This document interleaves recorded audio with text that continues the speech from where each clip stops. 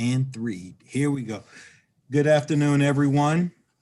I'd like to take this opportunity to welcome everyone to the House Economic Matters Committee. Today is Monday, February 22nd, 4:30. Today is our voting session. We're on voting list number 5. Before we get started, for those who may be listening in, forgive me, I thought my camera was on, but it wasn't. I would ask that while we certainly appreciate those out that are listening and watching to us, I would ask that you please not call, email, or text while we're in our voting session. I get that, and I'm hearing other members as well treat this just as if this was a regular voting session. You shouldn't be contacting the members while they're in the middle of a voting session. So again, you're welcome to watch. You're not welcome to contact while we're in this. The public hearing portion of bill hearings are over, and now it's just for us to vote and you to observe. With that, everyone should have voting list 5 before us. A couple of things. I'm going to take up House Bill 103 first, the first of the withdrawn. We'll do the consent calendar for that to get those out of the way. And then we're going to move House Bill 606 to the last bill, because that's going to take up probably a little more time than the others. So if we're ready, I'm going to go find House Bill 103. And Mr. Chairman, can you add House Bill 64 to the withdrawals? Yes, House Bill 64 will be added as well. We got a late notice from Delegate Henson that she would be withdrawing her bill. So we'll start with that. The vote for House Bill 64, the withdrawn, as well as 103, 420, 617, 743, 900. All of those are withdrawn. Do we need a motion? With me. I move that all of the bills just discussed as withdrawn be voted as a consent calendar. Unfavorable withdrawn. Second. All right, Madam Vice Chair. Yes. Delegate Are we on- Brooks. The consent. We're on the consent for the withdrawn. On the withdrawn, yes. Delegate Fisher. Yes. Delegate Queen. Yes. Delegate Turner. Yes. Yes. Delegate Rogers. Yes. Delegate Carey. Yes. Delegate Jackson. Yes. Delegate Pippy. Yes on the withdrawn. Delegate Mount. Yes, sir. Delegate Wilson. Yes, sir. Delegate Impalaria. Yes. Delegate Branch.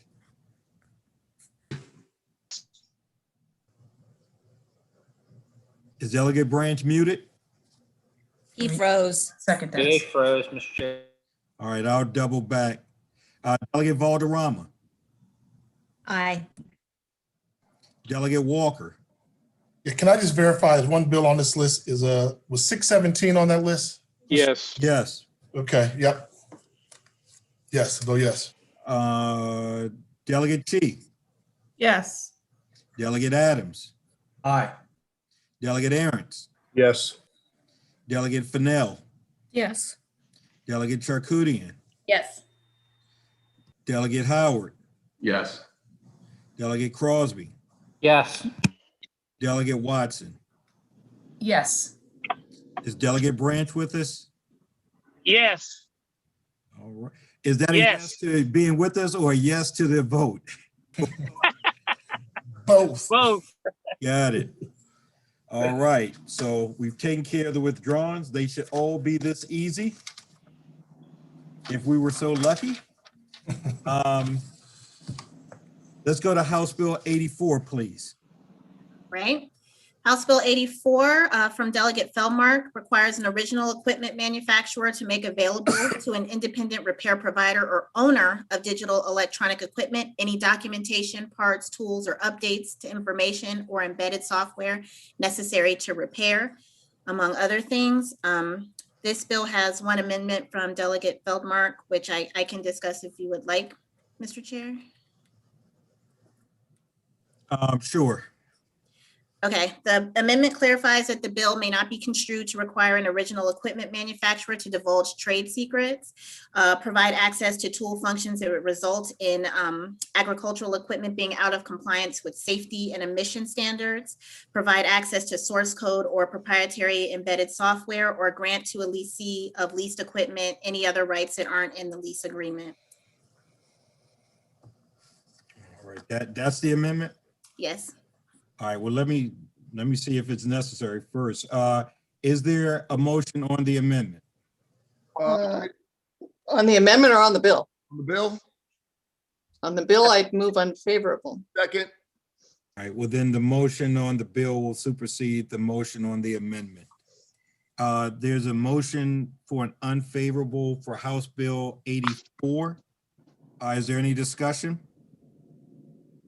If not, Madam Vice Chair, Yes, on the unfavorable. Delegate Watson, Yes. Delegate Crosby, Yes. Delegate Howard, Yes. Delegate Charkoudian, No on the unfavorable. Delegate Fennell, Yes on the unfavorable. Delegate Aaron's, Yes. Delegate Adams, Aye. Delegate Chi, No on the unfavorable. Delegate Walker, Yes. Delegate Valderrama,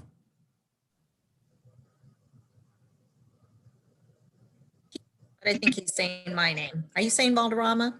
yes. Aye on the unfavorable. Delegate Branch, Aye on the unfavorable. Delegate Impalaria, Aye. Delegate Wilson, Aye on the unfavorable. Delegate Mount, Aye on the unfavorable. Delegate Pippi, Yes on the unfavorable. Delegate Jackson,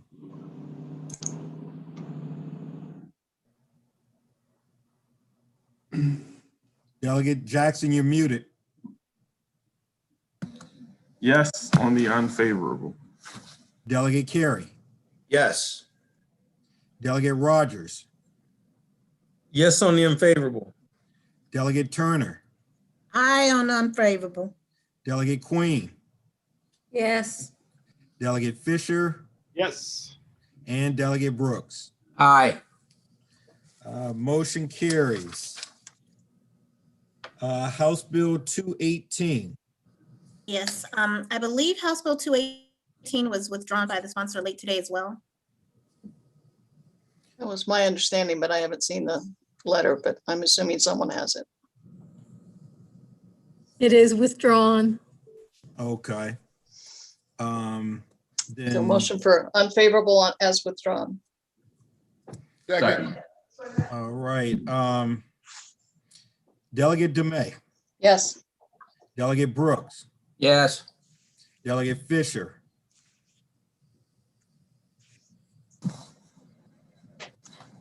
Delegate Fisher, My bad. Muted. Yes on the withdrawn. Delegate Queen, Yes. Delegate Turner, Yes on the withdrawn. Delegate Rogers, Yes. Delegate Carey, Yes. Delegate Jackson, Yes. Delegate Pippi, Yes. Delegate Mount, Yes. Delegate Wilson, Yes. Delegate Impalaria, Yes.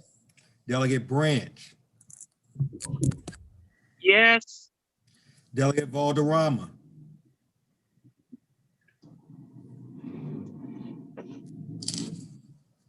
Yes. Delegate Chris Valderrama, Yes. Delegate Walker, Yes. Delegate Chi, Yes. Delegate Adams, Aye. Delegate Aaron's, Yes. Delegate Fennell, Yes. Delegate Charkoudian, Yes. Delegate Howard, Yes. Delegate Crosby, Yes. Delegate Watson. Yes. Motion carries. House Bill 340. Okay, House Bill 340 deals with retail transaction and cash payments. This is from Delegate Pena Melnick.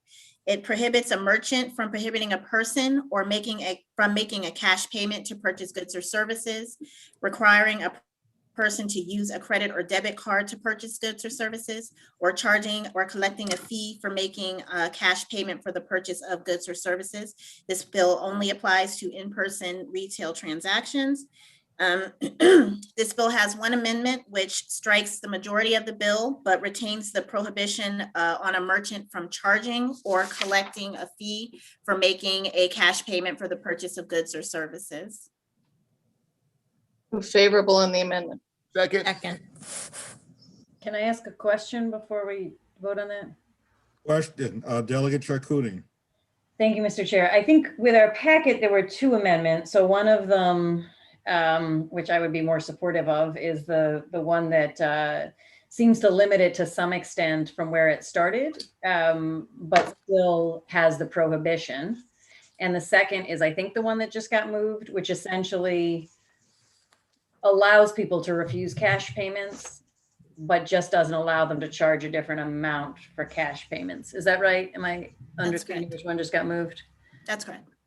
So if we move this amendment and then the bill, then we're basically saying it's still okay for retail establishments to say that they will not take cash. They'll only take credit. Correct. That's it. Did this get discussed in the subcommittee and I concluded this? Can I share perspective on it? I mean, I have a real concern about this. I have a concern about all the unbanked folks who then become excluded from commerce in our communities if we allow businesses to say they're only going to take credit cards. Delegate Wilson. Delegate Wilson.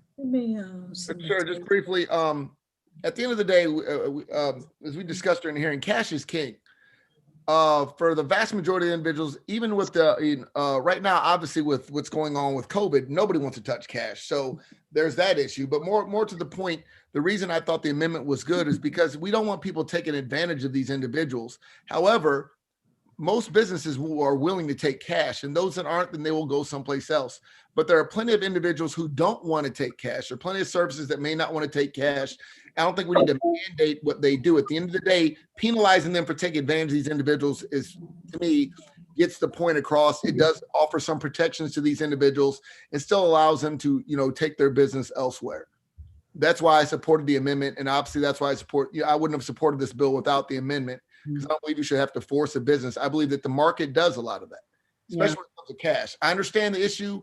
I understand about not take, about certain individuals, I guess not taking cash. I've yet to run into a business like that, but I believe that this would at least give that some, give some protections for individuals as far as not being able to charge for taking cash. Yeah, I mean, I know I heard from some constituents during the pandemic about a concern about a few businesses that had the signs up saying they were only taking credit cards. And I guess my concern is that since there tends to be particular demographics of folks who would be more likely to be unbanked or to not have a credit card, it in some ways allows a business to discriminate against certain people coming into and using that business. So I'll vote against the amendment. So I thank you for letting me share my thoughts on that. Delegate Impalaria. Yeah, my biggest problem with it is gas stations. I mean, you don't have a credit card, you pull in a gas station, you may not have the ability to make it to the next gas station. So allowing gas stations not to only take credit cards, I have a real problem with that. That's it. Delegate Walker. Thank you, but I feel like gas stations, they're the ones, they still give you discounts for cash, right? Last I checked, they're like give you cash discounts compared to credit discounts. However, my concern is this, I'm just thinking now, like I know, what are restaurants? Are they included in this as well? No, it's a retail. Just retail. Yeah, in-person retail transaction. And at the end of the day, the amendment says if there's anybody in retail that charges, this amendment will make sure they cannot charge you for using cash. Correct. All right, thank you. So, Delegate Rogers. thank you, Mr. Chair. So I guess I want to make sure I understand what it's saying. So you're not penalized for using cash. You can use cash, but you're Correct.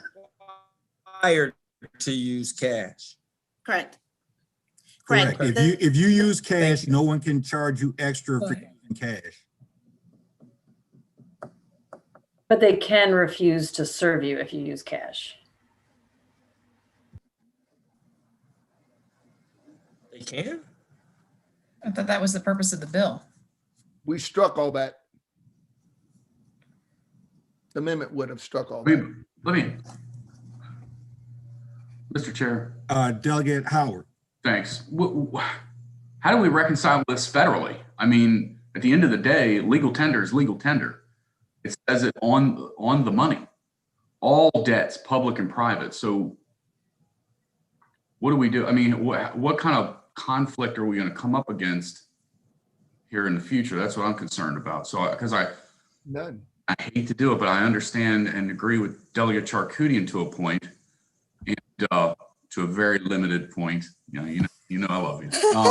Then it sounds like to me the best thing to do is to vote the bill down, and if someone wants to challenge the legality of being able to, as Delegate Howard noted on legal tender, then let them take that on.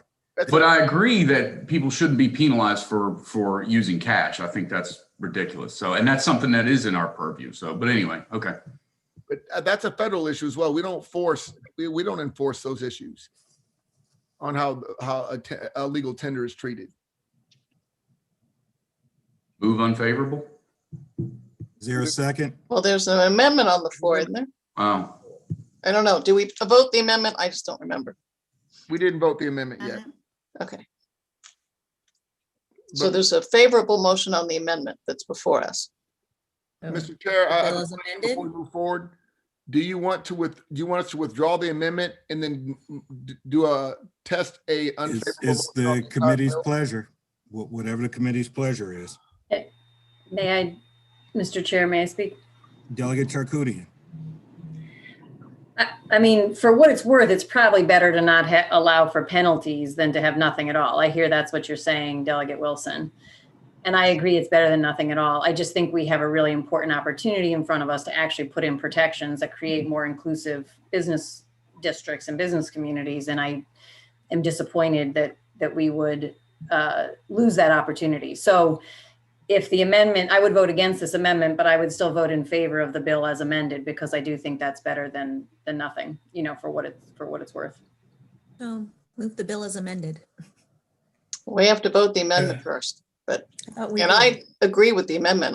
I think it ought to be stated that you can't charge a Clear. fee for using cash. Right. Whatever Mr. Chair, else if I we could, do, that's I would say, given what was said from Delegate Howard as well as going along with Delegate Wilson, like, I feel comfortable voting for the amendment, but I don't feel comfortable voting for the bill without the amendment. Right. So we have the amendment. There is a vote to take place for the amendment, right? Yes. Yes. And there was a On second. the amendment, let me see. I don't want us to get lost. Let's just take the amendment right now. Let's deal with that. That the amendment says that you cannot, essentially it says you cannot penalize or charge a fee for anyone that uses cash. Let's take that one, and then let's go on the bill as amended, so we don't start mixing the two up. So it sounds like we have a motion and a second. Is there any further discussion on just that piece? Yes, Mr. Chair, I just want to make sure we know what the amendment says. It's not that the way that I'm reading it, it's not that the amendment says that you can't charge a fee if someone's using cash. It's that the amendment strikes everything else from the bill except that. And I just want to make sure we're clear about that, because I'm going to vote against this amendment, and I wouldn't vote against not having a fee for using cash, but I would vote against striking everything else that I think is important in the bill. So is that what the amendment does? Yes. It strikes everything except the penalty portion. Okay. Correct. Thank you, Mr. Chair. All right. All in favor signify by aye. Aye. All those opposed say nay. Nay. Nay. Motion. Anyone else? Motion carries. Now I'd move favorable as amended. Second. Second. Moved and Wait, what? seconded. I'm sorry. Yeah. Moved and seconded for favorable on With the amendment. Mr. as Chair. amended on Mr. House Chair. Bill 340. Mr. Chair, Sir, just for clarity, what does this bill do now? Legal? you can't charge for someone for using cash. If someone uses cash, they can't be charged a penalty. Okay, so that's the entirety of the bill. Yes. Okay. As it is now, as amended, that's it. A business can still decide not to take cash, but if they take cash, they just can't charge a percentage. Correct. Okay. Delegate Pippy. Well, I kind of see where this is going, but is there, I've never seen this before. I mean, is there any rule? I mean, can a merchant in theory, outside of maybe things dealing with race and religion and other things, can't they charge whatever they want in their store? I mean, I know that sounds crazy, and I mean, in theory, I'm in agreement with this bill. I'm just wondering, you know, you go to the cash register and can't they just throw out a number when you get to the register, even if it's different? I don't know. I'm just wondering about the league. I don't know, but maybe somebody else could answer that. Got him out. Thanks, Chairman. Does the state enforce, would the state enforce this prohibition on charging extra for cash purchases? And then how do they enforce it? Wouldn't that be on the unfair and deceptive trade practice? Yes, it's an unfair and deceptive trade practice under the commercial law article. Okay. So however they do all of Title III of the commercial law article is how they would do this bill. Misdemeanor, $1,000, all that good stuff. There's civil and criminal penalties. Correct. Now I'm gonna try to take my hand down. You know what, guys? I'm going to hold this until the please. next voting session. Yeah. Let's go to House Bill 395. Mr. Chair, if it's okay, I wanted to share screen with some amendments that Business Regulation Subcommittee looked at. Yes, ma'am. Okay.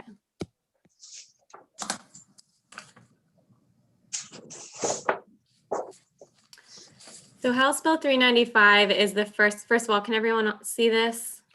Print? Yes, okay.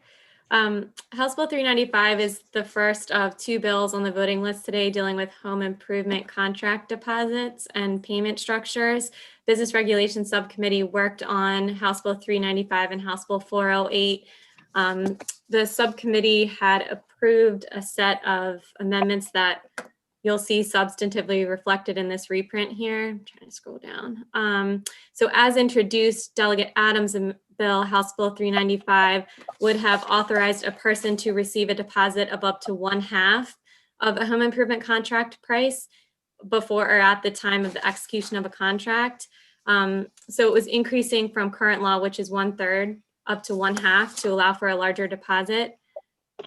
So the subcommittee looked at that bill and also looked at House Bill 408 and came up with a framework that has 3 payments. So the law would read, a person may not receive a deposit of more than 1/3 of the home improvement contract price before or at the time of the execution of the contract. The second says, a person may not receive payment of more than 1/2 of the total amount of the home improvement contract price before work commences on the project. And then the third installment would say, a person may not receive the remaining amount of the home improvement contract price until the home improvement specified in the contract is complete, or for contracts valued at $10,000 or more, the work being complete, or a draw schedule that the parties mutually agreed to at the time the contract was signed. So the subcommittee voted to amend House Bill 408 in this fashion, but the chair said that he preferred to let Delegate Adams, I don't know how else to say it, but have the bill. So I drafted amendments to this bill to reflect what the Business Regulation Subcommittee approved. Move the amendments. Second. Second, is there a second? Second. All right, it's been moved and seconded.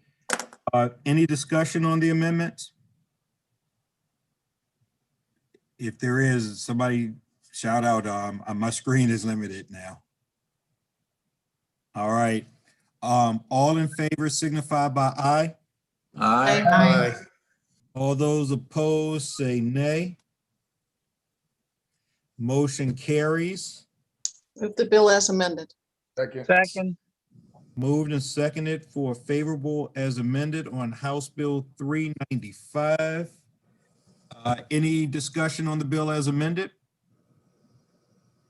If not, Madam Vice Chair, Yes. Delegate Brooks, Yes. Delegate Fisher, Yes. Delegate Queen, Yes. Delegate Turner.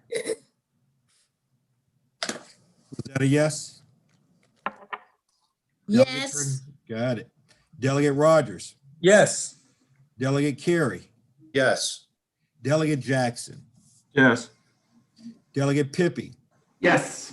Delegate Mouts, Yes. Delegate Wilson, Yes. Delegate Impalaria, No. Delegate Branch, Yes.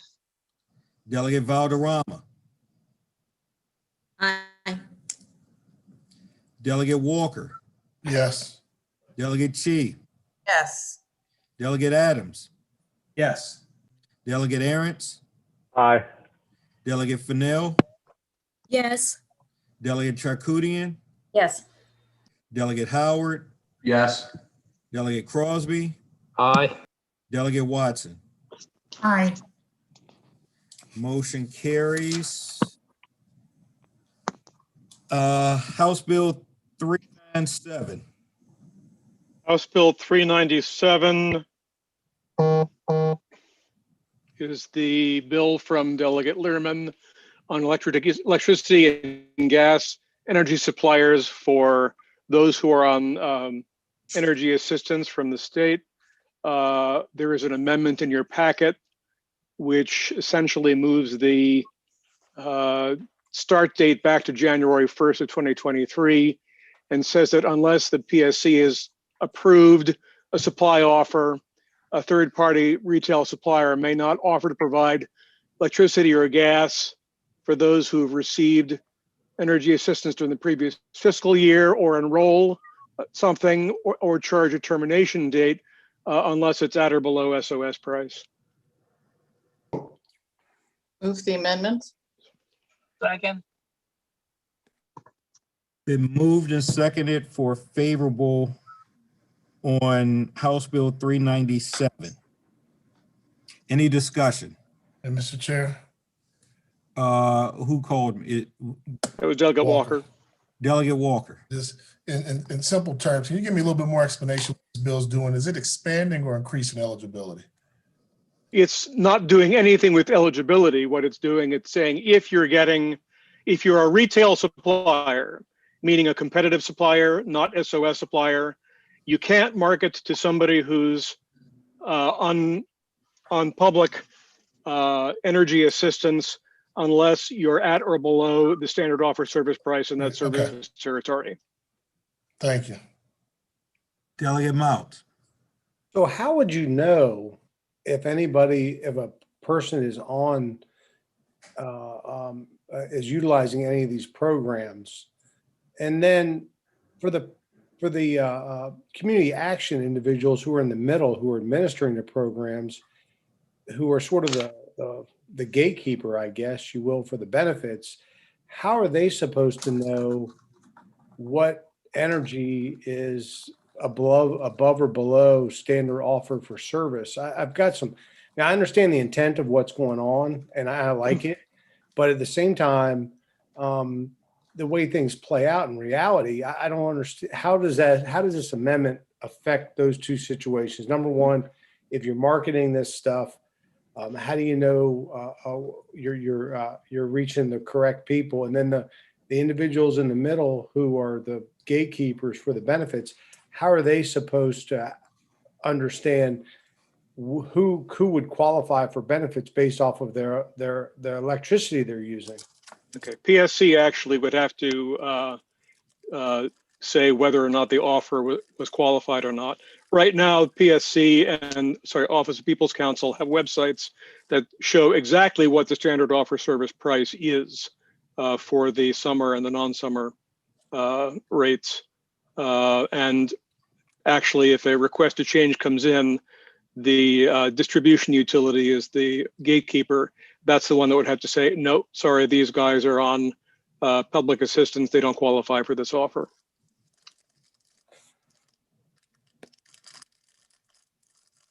I could go on with more questions, but you answered my questions. Thank you. Delegate Aaron's. This is for council. So if I'm on public assistance for my rates, and typically renewables are more expensive, I have to opt for the cheapest price, right? You can opt for whatever price you want, so long as it is at or below standard offer service. Okay. You're not prohibited from shopping, but it would have to be at or below the standard offer price. The basic idea is we don't want public dollars subsidizing. Yeah.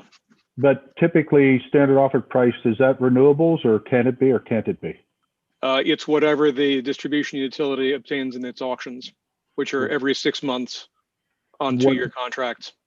What would it be typically? Would it be renewable energy or would it be not? A mix, isn't it? It's usually a mix. Mixed? Yeah. Okay. Thanks. Thank you.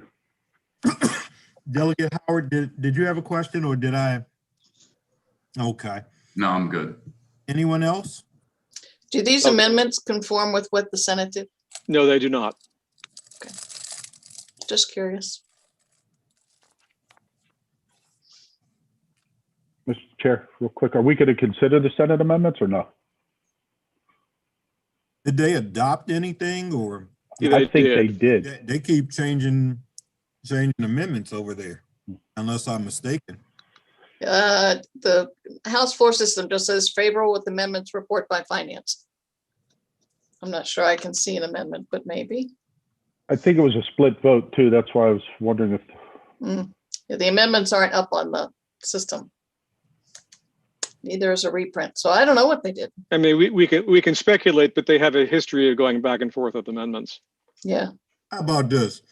Let's just go forward with, or one way or the other on our side.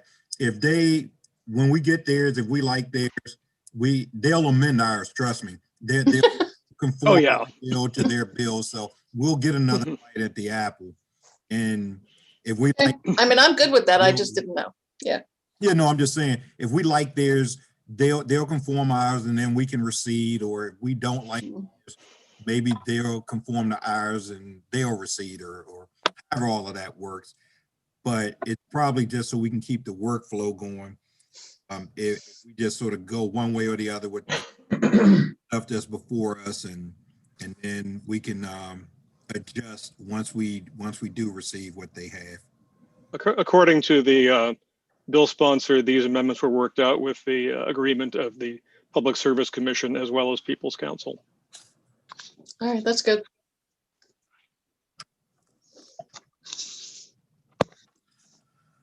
All right.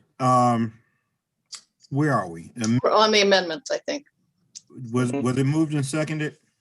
They were moved and seconded, yes. We haven't voted though. And let's do that. Let's do that. All in favor signify by aye. Aye. Aye. All those opposed say nay.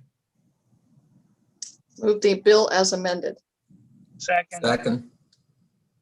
Any further discussion? If not, Madam Vice Chair, Yes. Delegate Watson, Yes. Delegate Crosby, Yes. Delegate Howard, No. Delegate Charkoudian, Yes. Delegate Fennell, Yes. Delegate Arent, No. Delegate Adams, No. Delegate Chi, Yes. Delegate Walker, Yeah. Delegate Valderrama, Aye.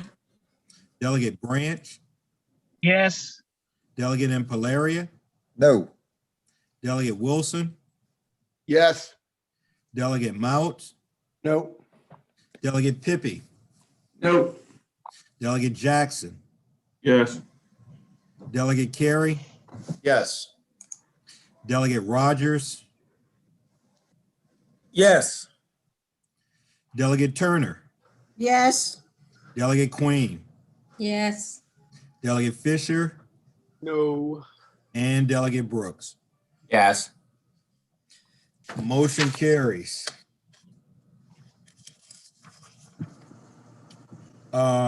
Since we passed 395, if I'm not mistaken, we don't need 408. Correct. Did you want to withdraw or you want an unfavorable? Or I does want an it matter? unfavorable.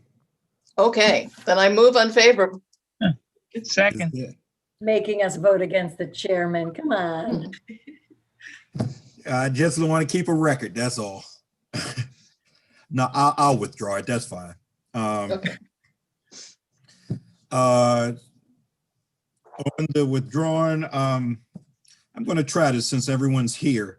Does anyone wish to be recorded in opposition to the unfavorable withdrawn motion? If you do, unmute yourself and let me know. Otherwise, all present will be recorded as voting aye on the unfavorable. Seeing none, all present voted aye on the unfavorable withdrawn. Let's go to 419, please. House Bill 419 is from Delegate Chi. This is the advanced, let me just make sure I have the right bill. Okay, the Advanced Clean Energy and Clean Energy Innovation Investments and Initiative. We actually passed this last year and the Senate did not take it up. But there are a couple of clarifying amendments that are added this year. It, at least if my recollection is correct. The amendments that are clarifying do a couple of things in terms of designating this as a state green bank as opposed to the state green bank. And then there's also some clarifying language concerning encouraging the center, the Clean Energy Center, to work in conjunction with other local and private green banks. There is some language concerning projects for as pilot projects. And then finally, there was a question that was brought up during the bill hearing based on the fiscal note as to whether the funding to be provided to Clean Energy Center was to be in addition to what was required under some 2018 legislation, or whether it was a total of 2.1 million per year starting in fiscal 22. We have language to clarify that it's a total of 2.1 millions starting in 22, and there's no double dipping in 2022. There are 3 separate amendments in the packet. All 3 of them together will do that. Is there a motion on the amendments? Move the amendments. Second. Any discussion on the amendments? If not, all in favor signify by aye. Aye. Aye. All those opposed say nay. The motion carries. Move the bill as amended. Mr. Chair. Delegate Walker. Yeah, Oops, I sorry. don't know how y'all do it on this committee. If I want to be asked as a co-sponsor on this bill, would now be the time to do it? No. In normal years, yes, but in accordance with House rules for this session, we're not doing co-sponsors, and that's all committees, not just this one. That's the rule for all. But Can I hold her bill till next year when I can become a if you're willing to tell her that, You are welcome to do that. Actually, folks, let me correct one statement that I made. While we considered this last year, it did not actually pass out of committee last year. It passed the out of committee, but it did not go through the full house because it was on sunny day. That's correct. Yep. So it did pass ECM but we didn't have It time passed to. ECM, but the report didn't make it to the floor. Right. Is what happened. It's cut short. And this bill's going towards the establishment of a Maryland Green Bank. Right. to Correct. Designate, well, the only difference this year is to designate it as a state green bank, which it already is functioning as one, but I think of making it more identifiable, it can do more good, you know. Delegate Howard. Okay, so Bob, just very quickly walk through what the bill does exactly again, especially the fiscal portion of it. Okay. What the bill does is we have an existing clean energy center and Maryland Energy Innovation Fund. They're both housed now over at the University of Maryland College Park. Right. So what the bill does is to require TEDCO and the Clean Energy Center to coordinate with the Maryland Energy Innovation Institute in supporting Maryland-based tech companies that are engaged in clean energy innovation. It redefines what we used to call clean energy as advanced clean energy. It makes a couple of additions compared with the existing law. And what it also does is to, amongst the legislative purposes of this law on the Clean Energy Center and the Energy Institute, are to designate the Clean Energy Center as a green bank and to encourage the center to work in conjunction with other local and private green banks. We have as the purposes of the center to work as a green bank and in conjunction with local and private green banks. We add to the board of directors of the Clean Energy Center, the director of the Energy Innovation Institute, or that person is designee. How do we add them? How do we add them? Is that House and Senate appointments, gubernatorial appointments, or? That actually, it's, I'd have to see who the director is right now. I believe that is Senate confirmation. Yes. So and we, okay, the bill adds that the center explicitly, something it's already pretty much doing, but the center may enter into financing transmissions with or on behalf of, or for the benefit of state agencies for the purpose of projects on state-owned or state-leased projects in any of several forms, but may not pledge the full faith and credit of the state, which it can't do anyway. DGS and DBAM shall work with the center to ensure that any such transactions are cost-effective and efficient. To continue. Is TEDCO already in advanced energy companies? They're working in conjunction already, but they're primarily focused on, well, if you read their charter, they're all over the place. They're primarily working with bio and life sciences right now. Yeah. We want them to interface with energy, establish a green bank. And how much is the amount per year? Well, if I can continue with the bill, sorry, Delegate, no trouble. There's more to this. Requires the Energy Institute to coordinate with TEDCO and the center. That's a coordinating provision to what we saw earlier. And then finally, what we have is some additional reporting requirement. We take 2.1 millions per fiscal year from CEF and bring them to be used at least 1.2 million for the Clean Energy Center and 900,000 for the Energy Institute per year, starting in fiscal 22. There was 2018 legislation that required up to 1.5 million transfer per year from 18 through 22. With the language that we're adding by amendment says that for 22, it's going to be 2.1 millions only. It's not 2.1 plus 1.5. So 2.1 million in total. Correct. Total. Starting in fiscal 22 and going on indefinitely. How much money does CEF have in it right now? It varies from moment to moment because the Reggie auctions come in quarterly, but you've got, something like 80 million right now, and it keeps going up and down. But I know that the CEF projections are drastically reduced in the out years. Brooks can speak to that. I would actually, based on speaking with the budget analyst who handles SEEF, it's projected to go up and down. I haven't heard her use the word drastically. Right. Well, from what I understand, we're at 80. We're supposed to be at 56 and then at 28. That's what I'm hearing. That because we keep taking everything at tier 1, which is generating money, and we're keep spending the SEEF money. So that's, I guess, what I'm getting at. Okay. All right. Yeah, Thank you. I can say this, those projections that I gave, they have been somewhat revised because we were adding Virginia and I think it was Pennsylvania that are coming on. So I think New Jersey may be coming back in, if I'm not New Jersey's mistaken. coming back in, and Virginia's adding on. There's talk about Pennsylvania, but that's still working on it. I have a concern because everybody's after the SEEF money, and I mean, there's bill after bill after bill that it's all coming out of the SEEF money. One of them's like $60 million. I have a genuine concern, and it just, to me, grains is, I'm totally for investing in future technologies and energy, those type of things, but I'm very concerned that, just grains of sand make a heap. And so, all right, I appreciate the outlay, Bob, and thanks, colleagues, for the time. Delegate Aarons?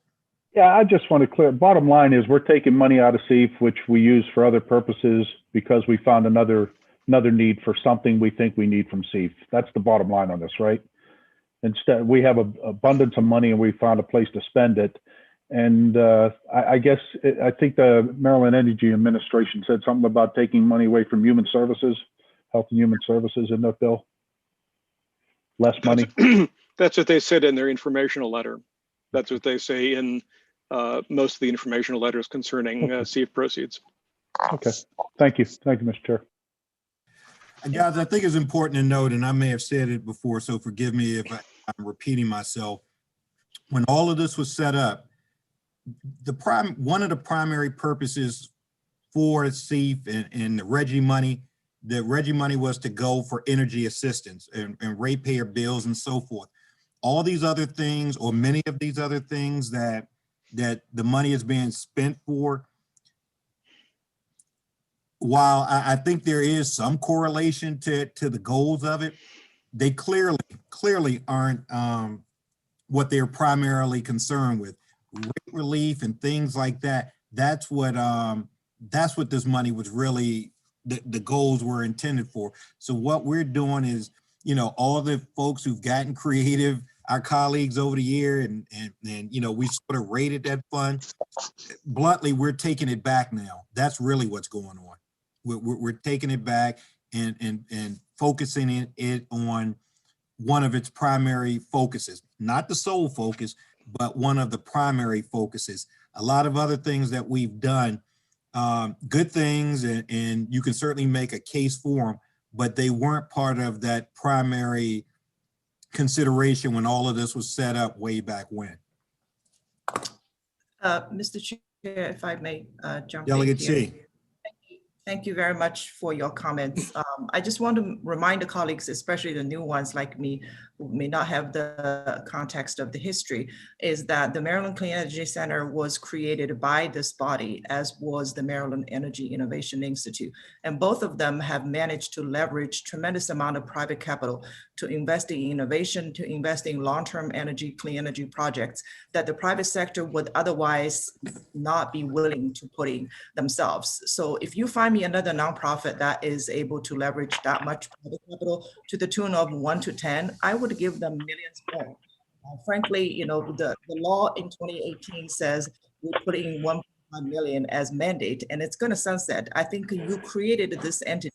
It's our job to make sure it succeeds. It continues to do what Maryland should be doing, aggressively going after clean energy technology advancement. And we're now asking to only increase by 0.1% from 0.5% of the SEEF to 0.6% of the SEEF to fund 2 very good organizations that otherwise are doing something that no one else can do at this point, okay?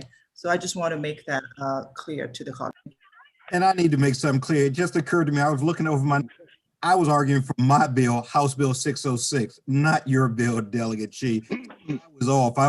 But what I just said, because I'm not going to say it again, that applies to House Bill 606. But that is still excellent points. That's right. Well, I can you, also sir. use that same point. I was on the wrong bill. Delegate Howard, then Delegate Charkoudian. So, you spoke very briefly about capital investment, and the lack of the capital investment speaks volumes. I understand what you're saying, but absolutely, if the return on investment was there, the capital dollars would be there, the investment dollars would be there from the private sector. This is a simple, more revenue stream from the state, and we are already giving state dollars. This is just an increase in state dollars. I think that if those capital investments were going to be there, they would be there. They would already be there. So I appreciate the comment. Thanks, Mr. Chair. Delegate Charkoudian.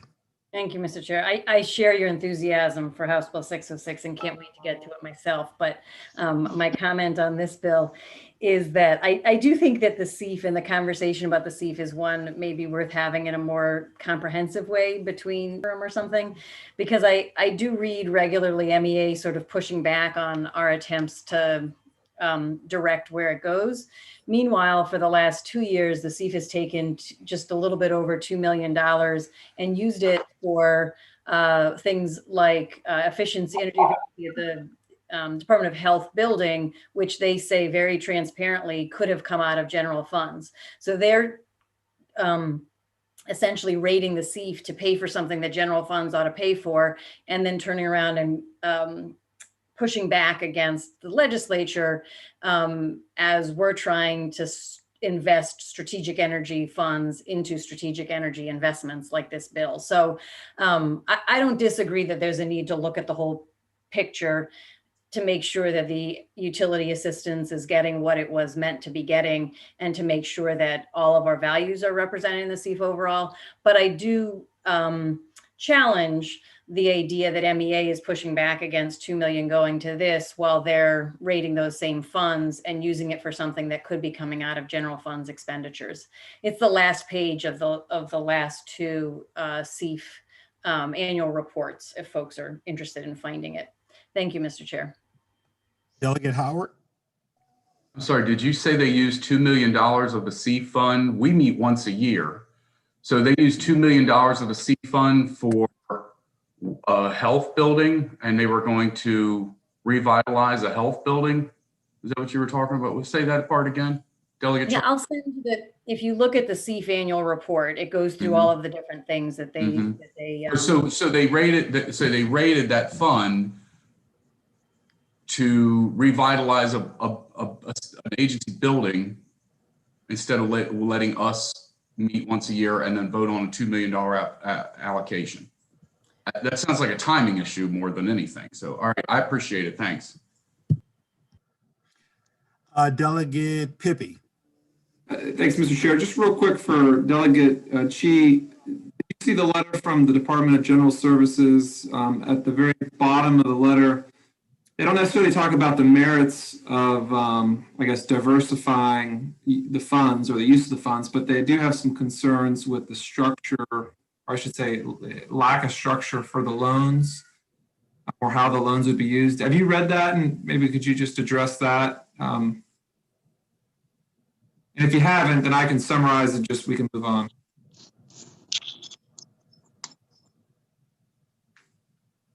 You're on mute. Lily, you're on mute. Talking to myself, sorry about that. Yes, I did read several administration bills. One of them was from DGS. I think, were they the one who asked it to be taken out of this bill? If that's the case, then that's totally fine with me. Well, no, they just said that there's no limits on the loans, or there's no rules. It's not tied to any payback periods. It's not tied to any savings. They said most of these types of structures are structured different. So I don't know. I mean, it seems kind of complicated, but they just said that there doesn't seem to be a lot of rules with how this money would be loaned. And that would be the same across all the government agencies if they choose to work with MCEC. So okay. There is no from any others.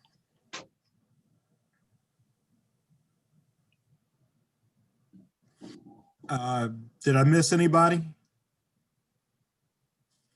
If not, I think the amendments are before us. I don't think we adopted them. Correct. So all in favor signify by aye. Aye. Opposed, nay. Move favorable with amendments. Second. Moved and seconded for favorable for House Bill 419 as amended. If there's no further discussion, Madam Vice Chair. Yes. Delegate Brooks. Delegate Brooks, you're on mute. Yes. Thank you, sir. Delegate Fisher. No. Delegate Queen. Yes. Delegate Turner. Yes. Delegate Rogers. Yes. Delegate Carey. Yes. Delegate Jackson. Yes. Delegate Pippy. No. Delegate Mount. No. Delegate Wilson. Yes. Delegate Impalaria. No. Delegate Branch. Yep. Delegate Valderrama. Aye. Delegate Walker. Absolutely. Delegate Chi. Yes. Delegate Adams. No. Delegate Arentz. No. Delegate Fennell. Yes. Delegate Charkoudian. Yes. Delegate Howard. No. Delegate Crosby. Yes. And Delegate Watson.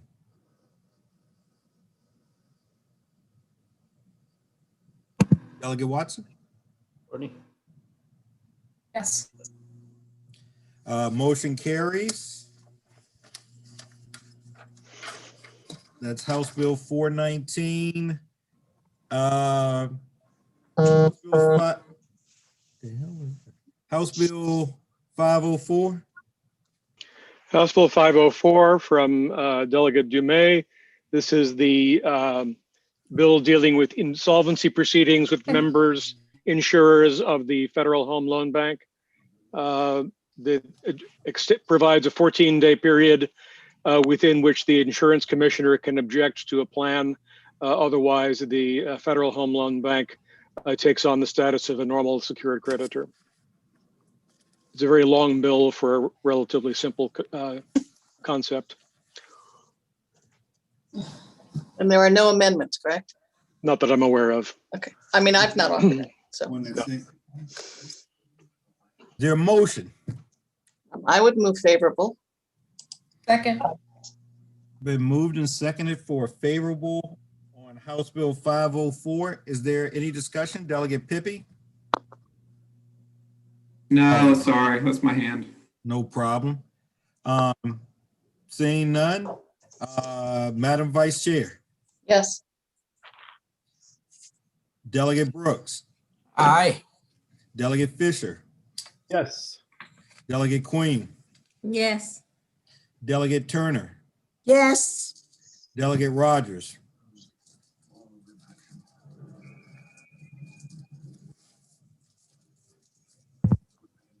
I gotta hear you. Yes. Gotcha. Delegate Carey. Yes. Delegate Jackson. Yep. Delegate Pippy. Yes. Delegate Mouts. Yes. Delegate Wilson. Yes. Delegate Impalaria. Yes. Delegate Branch. Yes. Delegate Valderrama. Aye. Delegate Walker. Did Delegate Fisher vote yes? Well, then I'm gonna vote. Did. I'm voting yes, and I'm with Fisher. Delegate Delegate Chi. Yes. I'm not. Delegate Adams. I'm voting with Fisher.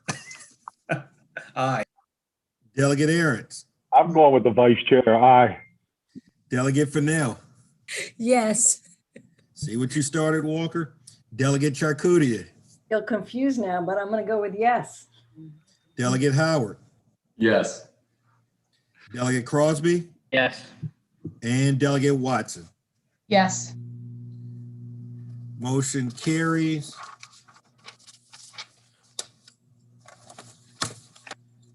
House Bill 558. House Bill 558 from Delegate Davis. There are no amendments. This is the cleanup bill for for-hire drivers and taxi cab bills. Move favorable. Second. Moves and properly seconded for favorable for House Bill 558. Any discussion? If not, Madam Vice Chair, Yes. Delegate Watson, Yes. Delegate Crosby, Yes. Delegate Howard,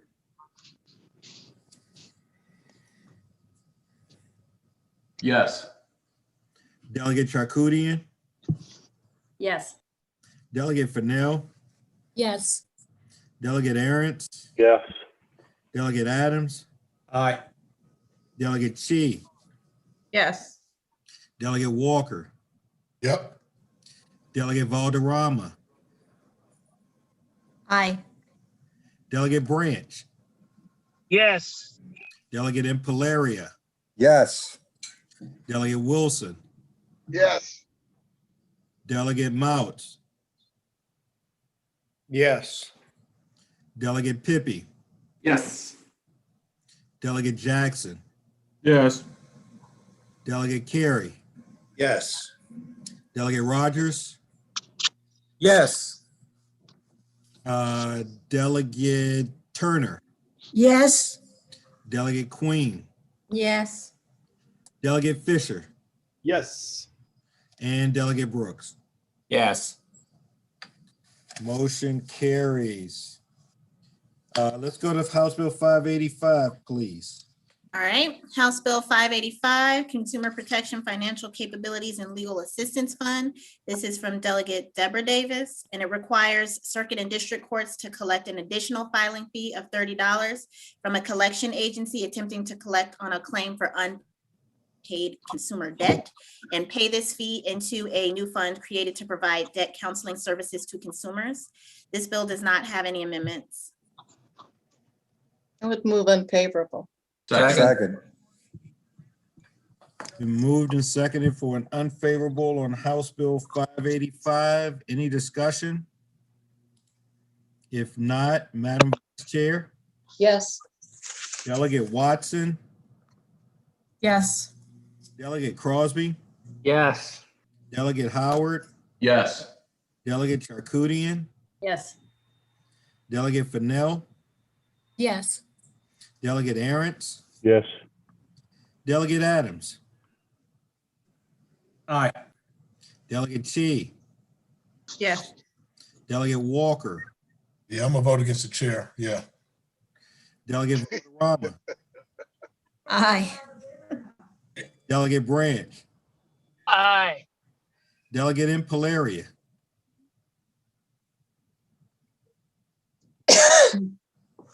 I'm sorry, yes. Thought I had it, Delegate yes. Wilson, Yes. Delegate Mouts, Yes.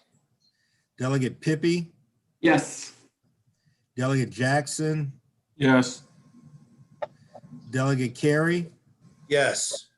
Delegate Rogers, Yes. Delegate Turner, Yes. Delegate Queen, Yes. Delegate Fisher, Yes. and Delegate Brooks. Yes. Motion carries.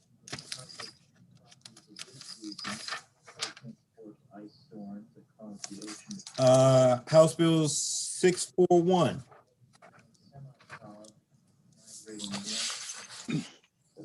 Okay, House Bill 641 from Delegate Palakovic Carr. This is the bill that basically prohibits an insurer from considering a claim for a weather-related event for purposes of canceling, refusing homeowner coverage if the claim is for an amount of loss that's less than the insurer's deductible, or it's resolved with no payout to the homeowner by the insurer. There's an amendment in your packet from Delegate Dumais that would qualify that last provision to say that it's resolved with no payout to the homeowner or on or behalf of the homeowner by the insurer. So essentially, this is saying for homeowners, the insurer can't count a claim against the claim for purposes of canceling or non-renewing if it doesn't meet the deductible or if no money came out of the insurer towards the claim. So I'd move the amendment. Second. Second. Any discussion on it? If not, all in favor signify by aye. Aye. All Aye. those opposed say nay. Motion carries. Move the bill favorable as amended. Second. Discussion? If not, Madam Vice Chair, Yes. Delegate Mounts, Put me on the hot seat. Geez. This one's I'm gonna straightforward. say no. It's I'm okay. gonna say no. You never go wrong saying no. I'm torn. Oh my all God. righty. Delegate Wilson, Yes. Delegate Impalaria, Yes. Delegate Branch, Yes. Delegate Valderrama, Aye. Delegate Walker, Yes. Delegate Chi, Yes. Delegate Adams, My district mate. I got to vote for this bill. Aye. Delegate Aaron's, Aye. Delegate Fennell, Yes. Delegate Charkoudian, Yes. Delegate Howard, Yes. Delegate Crosby, Yes. Delegate Watson. Yes. And you sure you don't want to change your mind, Delegate Mouse? I'm gonna be that guy. Mr. Chairman, my district mate needs a. Let me, hold on, Delegate Brooks, Yes. Delegate Fisher, No. There you go. Delegate Queen, Yes. Delegate Turner, Yes. Delegate Rogers, Yes. Delegate Carey, Yes. Delegate Jackson, Yes. Delegate Pippi, No.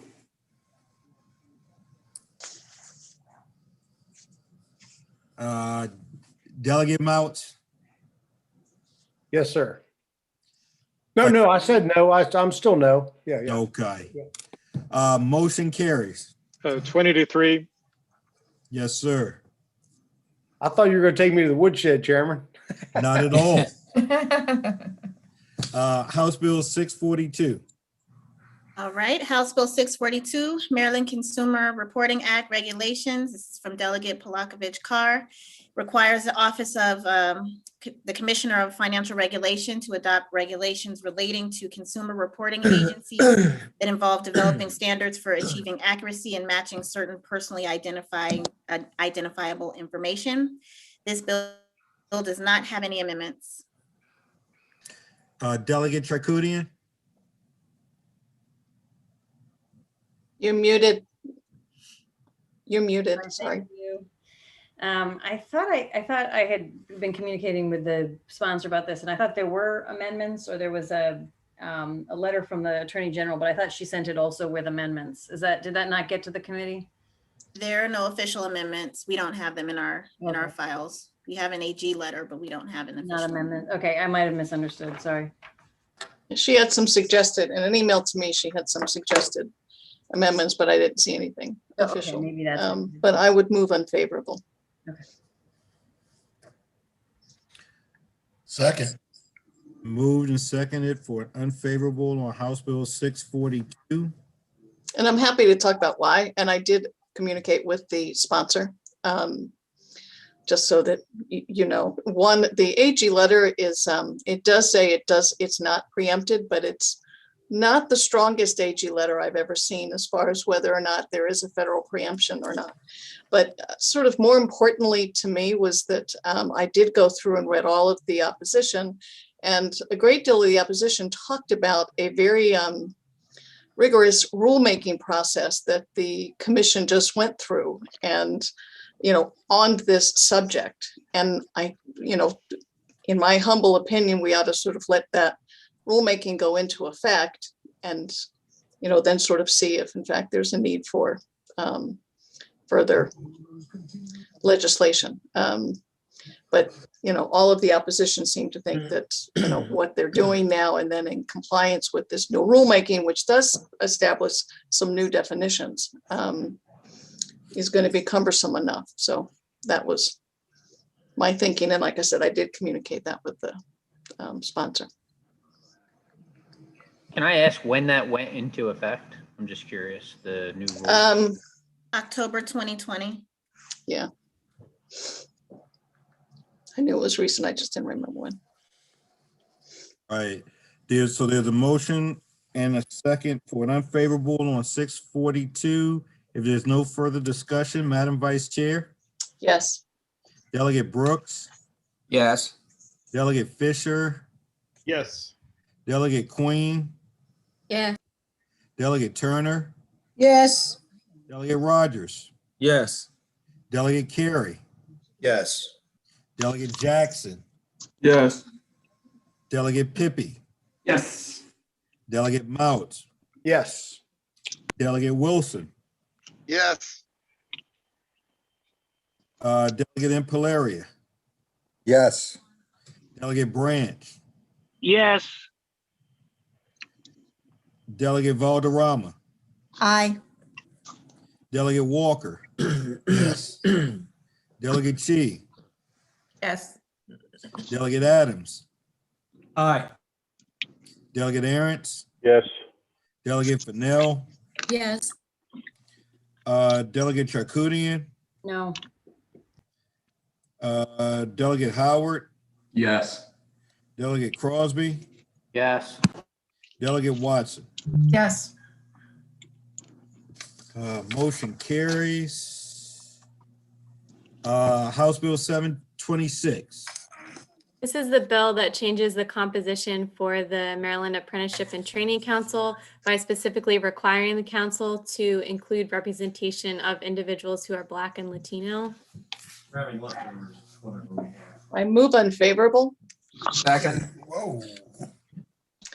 Partly, but I will explain the way the language in the bill already, or in the statute already reads, that the membership of the council shall, to the extent practicable, reflect the geographic, racial, ethnic, cultural, and gender diversity of the state, and shall include representation by individuals with disabilities. And the only thing the bill did was repeat, and individuals who are Black and Latino. I think it's covered. So those individuals wouldn't be subject to the caveat to the extent practicable. Why wouldn't they? Why wouldn't they?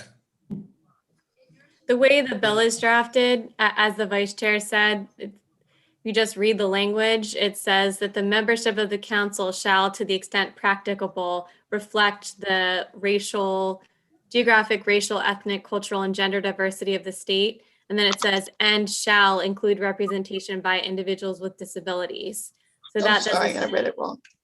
No, that had been my reading of it until just recently. So it does, specifically, there's no caveat there with that.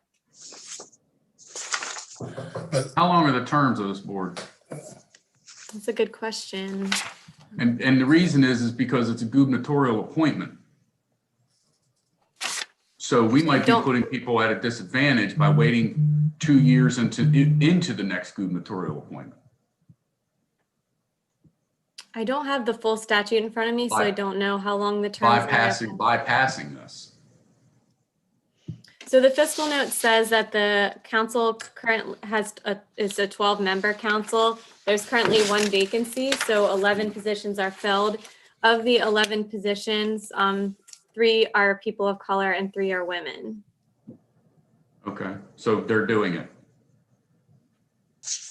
They're doing exactly as the bill is intending, to me. And current law dictates about board terms, but my question is more about board terms. Yeah, I'll have to, if you guys can hold on, I can pull the statute, but it's not right in front of me right now. I'm good with it.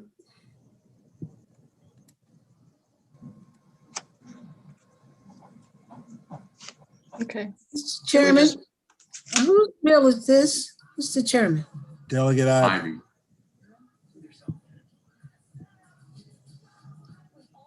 Huh? Oh, Delegate Julian I'm Ivey. sorry, you was talking to me. I'm sorry. Delegate Ivy? Yes, ma'am. Thank you.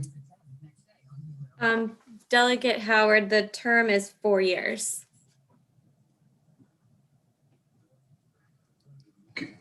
Any idea on how this is going to affect? I got to think about that. So I'm looking at immediate fairness.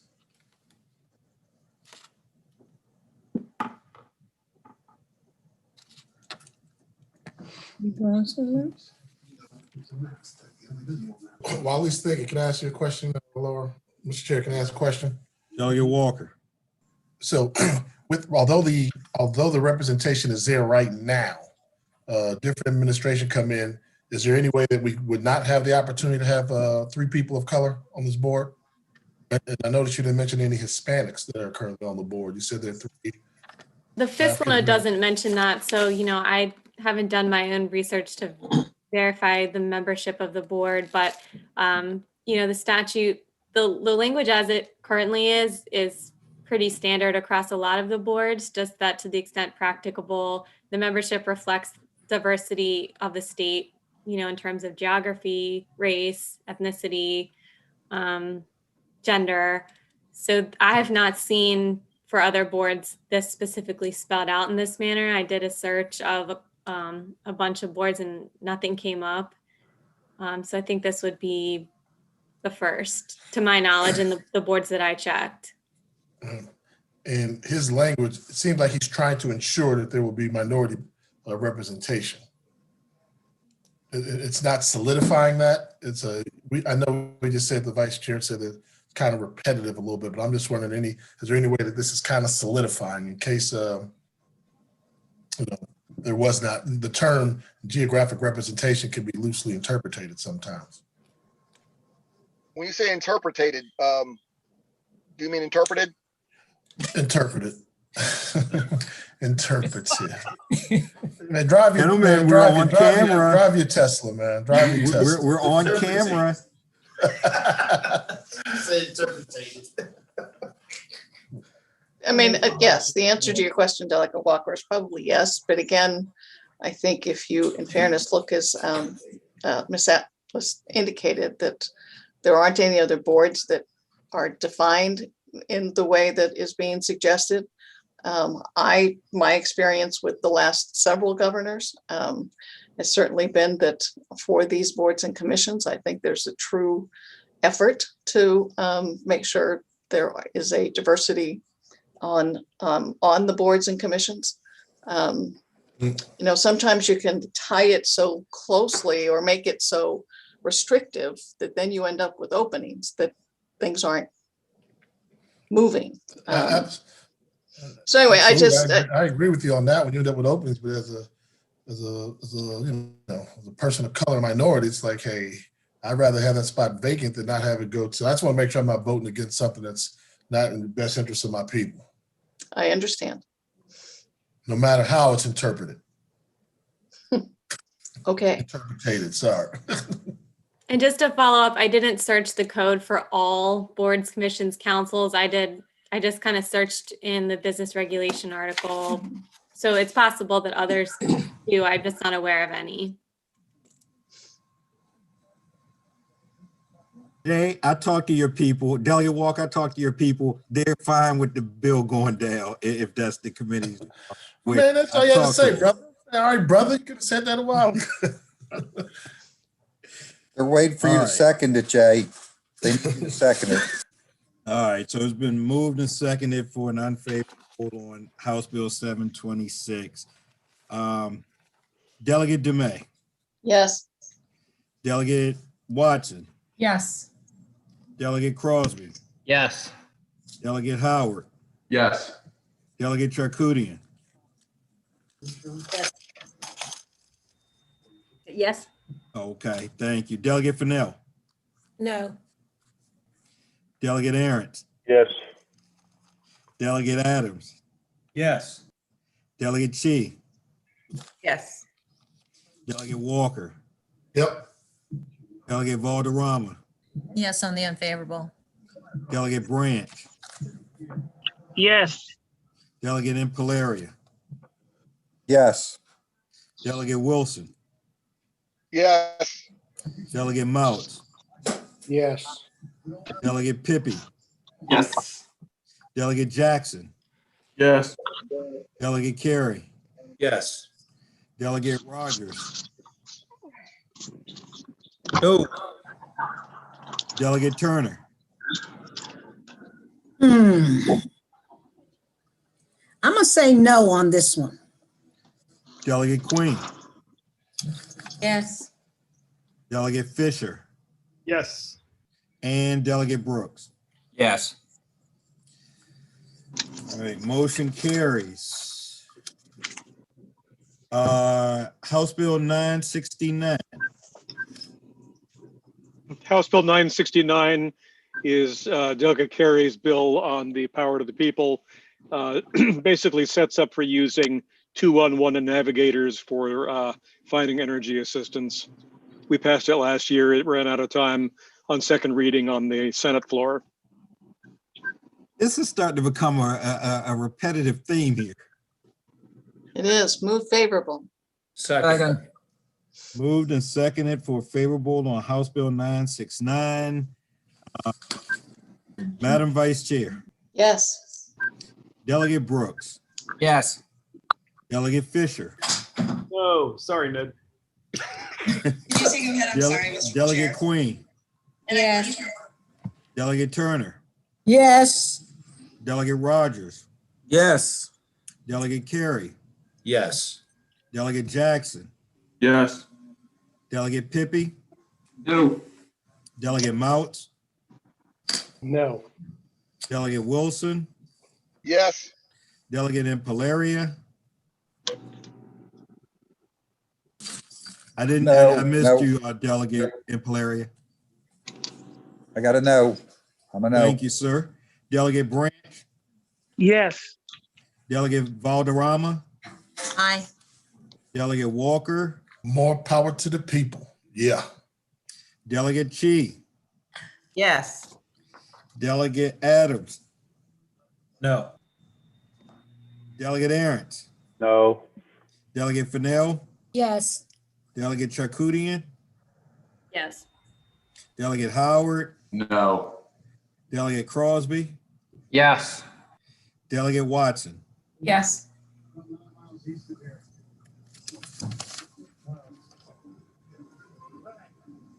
All right. House Bill 606. Tell you what, just by way of understanding, because I don't know if everybody got this or not. Let's walk through the bill, the reprint. Okay. And let's do sort of like a section by section explanation. At the end of a section, let's see if there are any questions on that point before we go forward to the next one and see if we can chop this down. All right. So can you all see this? I need to raise the, there we go.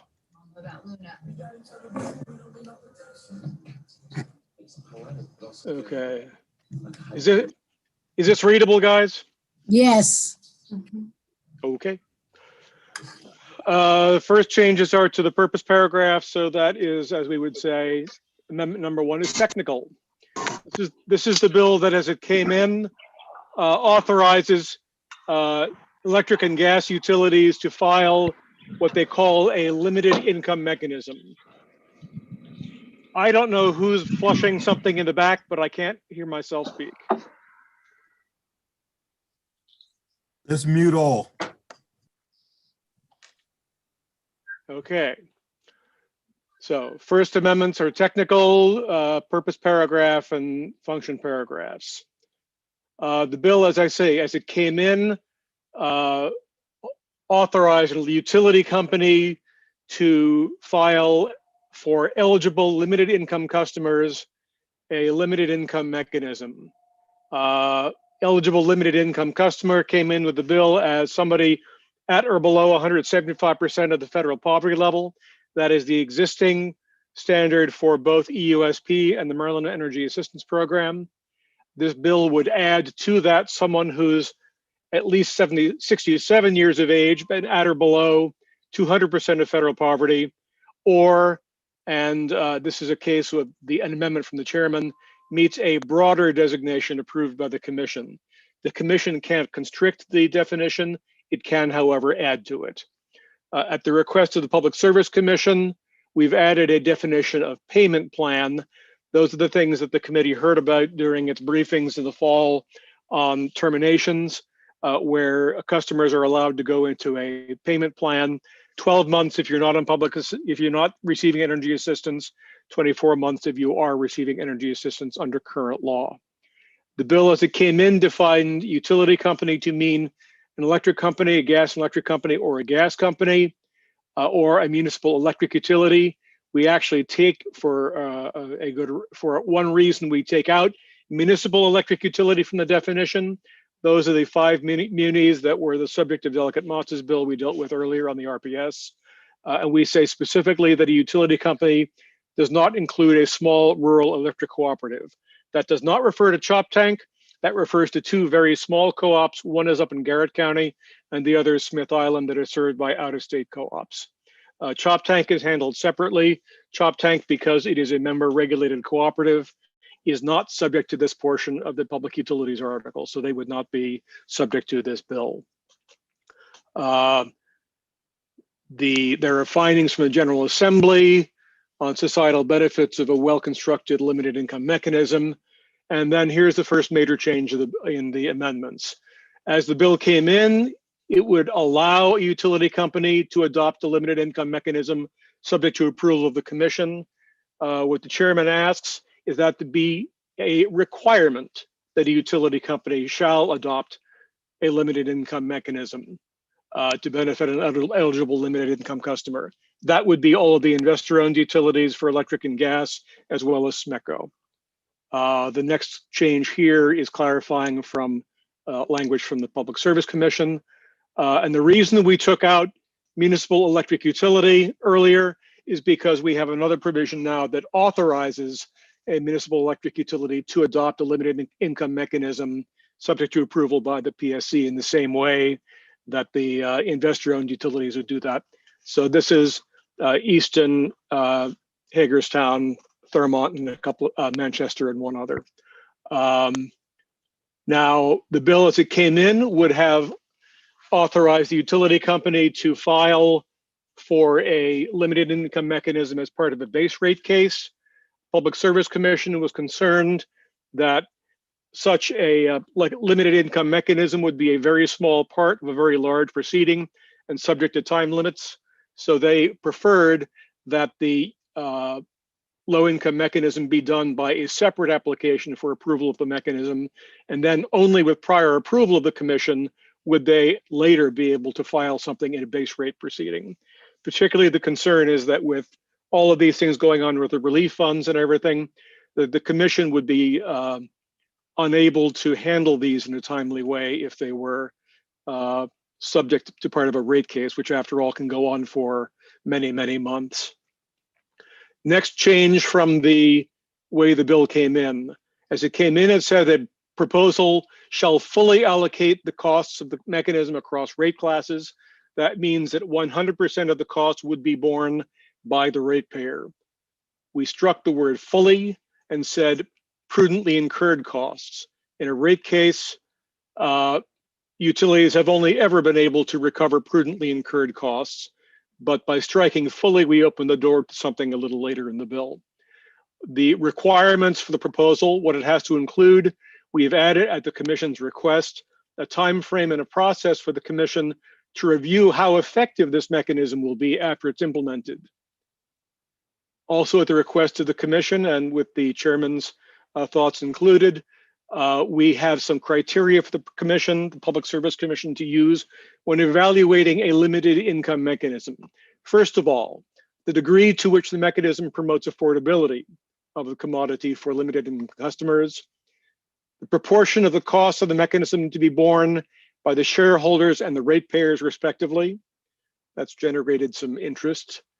The impact on rates, utility operating costs, customer arrearages, customer disconnections, uncollectible costs, and successful completion of payment plans. The ability of a limited income customer to continue to receive benefits when relocating within the same service territory. So if you move from an apartment in Baltimore to an apartment in Baltimore County, you should still be able to stay on the same program. The commission has to look at the coordination of benefits of this mechanism with other public or private assistance. One of the main concerns with EUSP and Energy Assistance Program, as well as the private programs, is you're taking little bits and pieces here and there. It's hard to figure out how they all work together. So this new mechanism would have to show how it's coordinated with and the Public Service Commission would have to evaluate how this mechanism coordinates with other forms of assistance. And then finally, a minimum level of support or assistance structure to provide equitable availability of assistance across the state.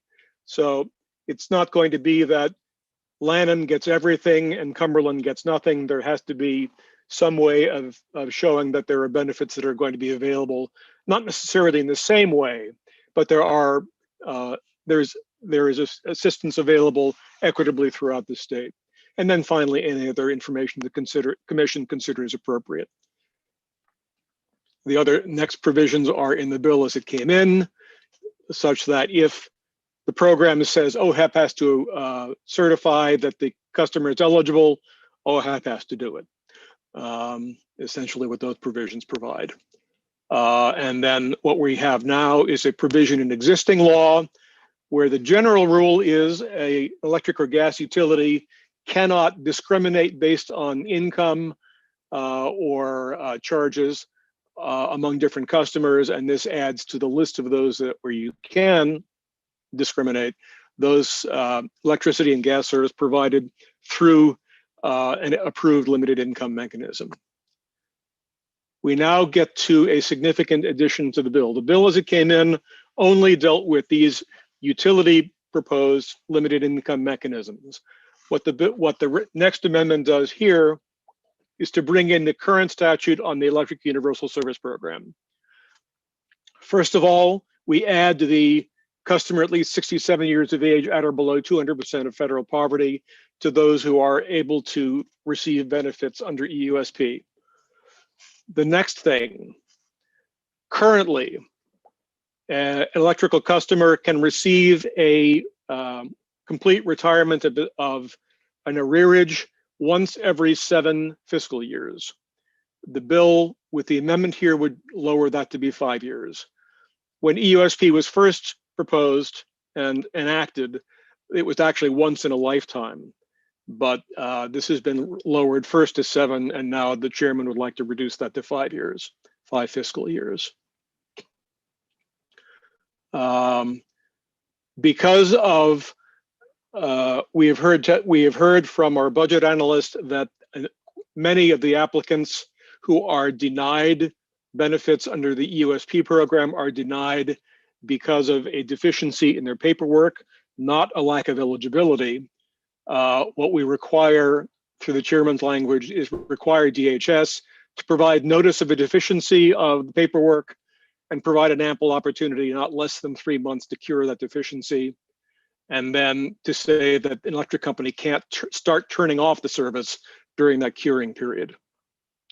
The next provision here is to say that for arrearage retirements, if there's an arrearage retirement in calendar 2020 or 2021, that arrearage retirement doesn't count towards the once every now 5 years. So this basically these 2 years, because of the COVID, are special, and we don't count those towards the number of arrearage retirements you've had. The next provisions as we go down are all existing law within the EUSP statute, reporting requirements. There is a current provision that says if EUSP has been unable to spend all of its money by the end of a given fiscal year, they have up to 3 months to pay it out. The chairman's language would extend that additional time to use up all of your funds for a given fiscal year up to 6 months. So that's a 3-month further extension. We then get into the statute, and this is a short-term provision under the Human Services article, where the Department of Human Services administers the Maryland Energy Assistance Program. We add to that language a short-term a really 3-year special fund where we're going to be transferring some monies at the chairman's request for 2 fiscal years, $10 million each fiscal year for 2021 and 2022, to be given to the OHEP in order to provide bill assistance and rearward retirement for residential electric and natural gas customers, without saying so many for the one program, so many for the other, but basically they can fill the holes as best they can. And then here is some uncodified language which accomplishes the transfer. This actually is RGGI money, and it will go straight into OHEP, $10 million fiscal 21, $10 million fiscal 22, and similarly authorizes Department of Human Services to process a budget amendment to accomplish that for 2021, and also to require that those funds will remain fully available until expended, meaning they don't revert to the general fund. The last portion of the amendment is for the establishment of a short-term work group on low-income utility assistance to examine federal, state, local, and private assistance that's available to low-income residential electric and natural gas customers.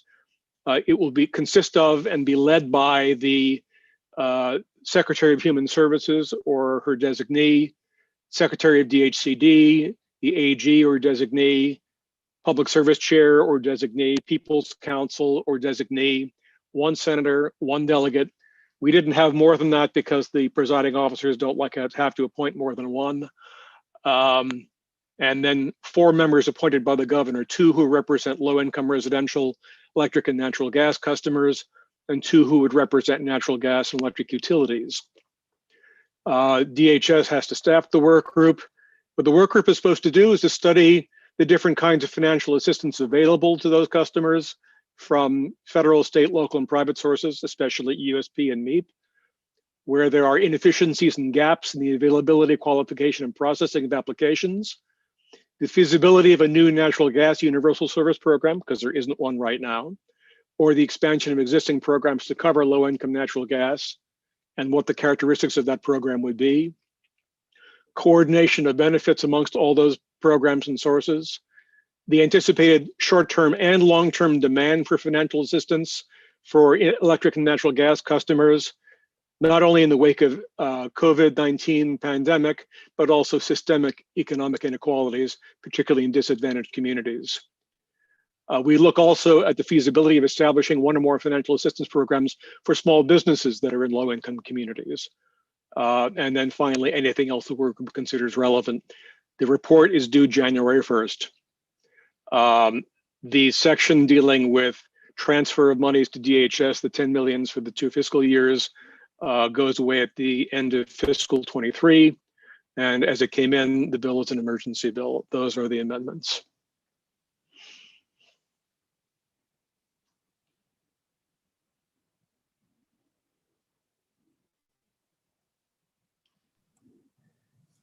Delegate Charkoudian. Thank you, Mr. Chair. I just want to thank you for this bill and the extraordinary work. And I see input from some of the earlier conversations taken and incorporated into that. And I know this is a huge project for you, for staff, for everyone who worked on it. And I think it's really important. So I wanted to just start by saying thank you. And then I have, my questions are about if it's possible with a voice amendment to add something to it. And I can tell you what the 2 issues are, and it's possible that it could just be legislative intent language. But there's 2 issues that we've run into as I've been working with low-income constituents on getting access to utility assistance over the last year. And it feels like this would be a good opportunity to get clarity on them. Can I walk through them both? And is it possible that we could incorporate it, either tie it to this now or put it in legislative intent language here? Go ahead. Okay, so the reason I think potentially legislative intent language could work is because I believe they're both decisions made by OHEP, as best as I can tell. And so, but when I've asked OHEP to make different decisions, they've suggested that the legislature would need to make different decisions. So the first one is related to, I think that right now, if I understand correctly, The application for all assistance generally goes through the MEEP application. So one applies for MEEP, which is the federal LIHEAP money. And then once one is approved for that, one then gets EUSP money, fuel fund money, access to payment plans from the utilities. And I think that the idea behind that is to streamline the process, and that makes sense that you would apply one time. But the result of that is that the federal restrictions on LIHEAP money end up affecting accessibility to all of these other sources, which we don't need to restrict. So in order to apply for LIHEAP money, you need a Social Security card for everybody in your home. And so what that means is that we have residents who are paying a surcharge every month into the EUSP fund, but they are struggling to pay their bills, but they're not eligible to get that money back because OHEP uses the same standard for everybody. I think that what OHEP could do, I read the statute today, and it looks like it suggests that they can streamline the process, or can tie the pieces together, coordinate benefits under with MEEP, but it doesn't require them to. But I'm wondering if we could add either in statute or in legislative intent language that people who aren't eligible for MEEP ought to have eligibility for these other programs. And I asked Bob to correct me, and forgive me, Delegate Charkoudian, if I'm if I got lost a little bit, but it was my understanding, I think it was from DHS, that within that I guess current regs or whatever, and maybe it doesn't get at what you're saying, so let me know if this isn't covering it. Anybody like in a household that's eligible, that would be eligible, the whole house would be covered, so to speak. It doesn't have to be the person who's actually applying, but if there's anybody that lives in there that meets the eligibility requirement, then the house gets the assistance. Is that, I mean, am I getting at anything you're saying, or is that still not there? That is my understanding as well. But what it means is that if you're in a household where nobody has a Social Security number, then no one in that household can benefit from anything. And while the federal rules we can't change, the state rules we could change. And because so many of the utilities use eligibility for LIHEAP for all of their additional programs, which we're now setting up even more, if they were to continue to tie it to LIHEAP eligibility, it would continue to exclude certain households that pay into the system. They're paying their utility bill, so they're paying into EUSP, but they don't have access to it. So then back me up a little bit. What is it that you're suggesting, so that I'm clear? So now I don't have the statute, but I've got your amendments in front of me, and your amendments, which are the statute on page 6 of 8, says that we tell OHEP to coordinate benefits under the EUSP with benefits under MEEP and other available programs. It looks like statute tells them that they may do that. They may coordinate. But what they seem to be doing is coordinating it and streamlining it in such a way that if folks would be income eligible for MEEP but aren't eligible because they don't have Social Security cards, become ineligible then for all of the other programs that we have in the state. So I think potentially, without actually changing statute, since it's a may, we could just put legislative intent that says it's the intent of the legislature to ensure that residents have access to like essentially EUSP, even if they don't have documents to get through the LIHEAP process, essentially. Delegate, if I may, it's possible to put in some kind of language. But it's also possible at this point, since we're setting up a work group that will probably have the chairman as a member, to have a letter from him and from other committee members who are interested in this to the DHS secretary to say, by the way, this is our intent, and we're going to make sure we do this through the work group. That may not be soon enough, and we do understand that it is the MEEP, because it's federal pass-through, is why they have the federal requirements for the eligible aliens or qualified aliens for assistance under federal law. And it's by policy that EUSP is tied to that as opposed to a legislative requirement. We currently do not in the legislation limit EUSP to those who have an SSM. But well, that's why and I'm saying we should be explicit that we think it's great to streamline the process for folks who have the eligibility for everything, but I think it's problematic, and I think a lot of folks would agree that it's problematic to limit it in this way. So, a letter from the chair indicating that, or legislative intent language, either one could be fine. I don't think we have to change statute because it's a may, not a shall, the way that it's right now. But I do have a concern, and I have had multiple conversations with OHEP where I've explained that the statute doesn't limit them, and yet they continue in a certain path. So actually, I think the let me take a look. I suspect that the may that you're looking at actually deals with the utility-based programs rather than the I'm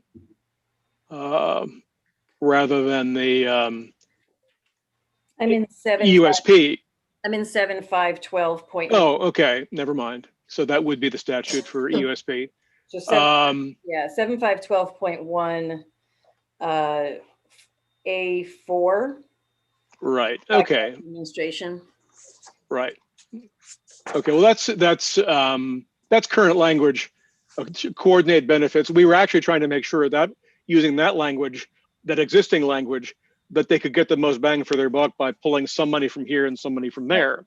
And I fully support that. I fully support that. I just don't want to be so streamlined that we leave people behind who need the help and would be eligible for some of the money. Yeah, I mean, if this legislation should actually go through, manage its way through both chambers, and they had a letter from the House Committee Chairman, I suspect they would be hard pressed to ignore it. Depends on how you want to handle it, Mr. Chairman. I'm fine with that. If Delegate, would that address your concern? I'm fine with doing it. Yes, and I'm happy to work with you and Bob to draft the letter if that would be helpful. That would certainly make the statute easier to deal with in terms of the handling of the bill proper. Okay. Okay, so we'll do that. Mr. Chair, there's a second issue, and I'm sorry to be taking up all the time. This is the second issue is the one that I got a chance to briefly raise in the subcommittee meeting, but it has to do with people who pay their utilities through their rent. And so this is, again, it's low-income people. They're paying, $100, $750 in rent. 100 of that is because of utilities. So again, they're paying into these EUSP funds. They are eligible for MEP right now.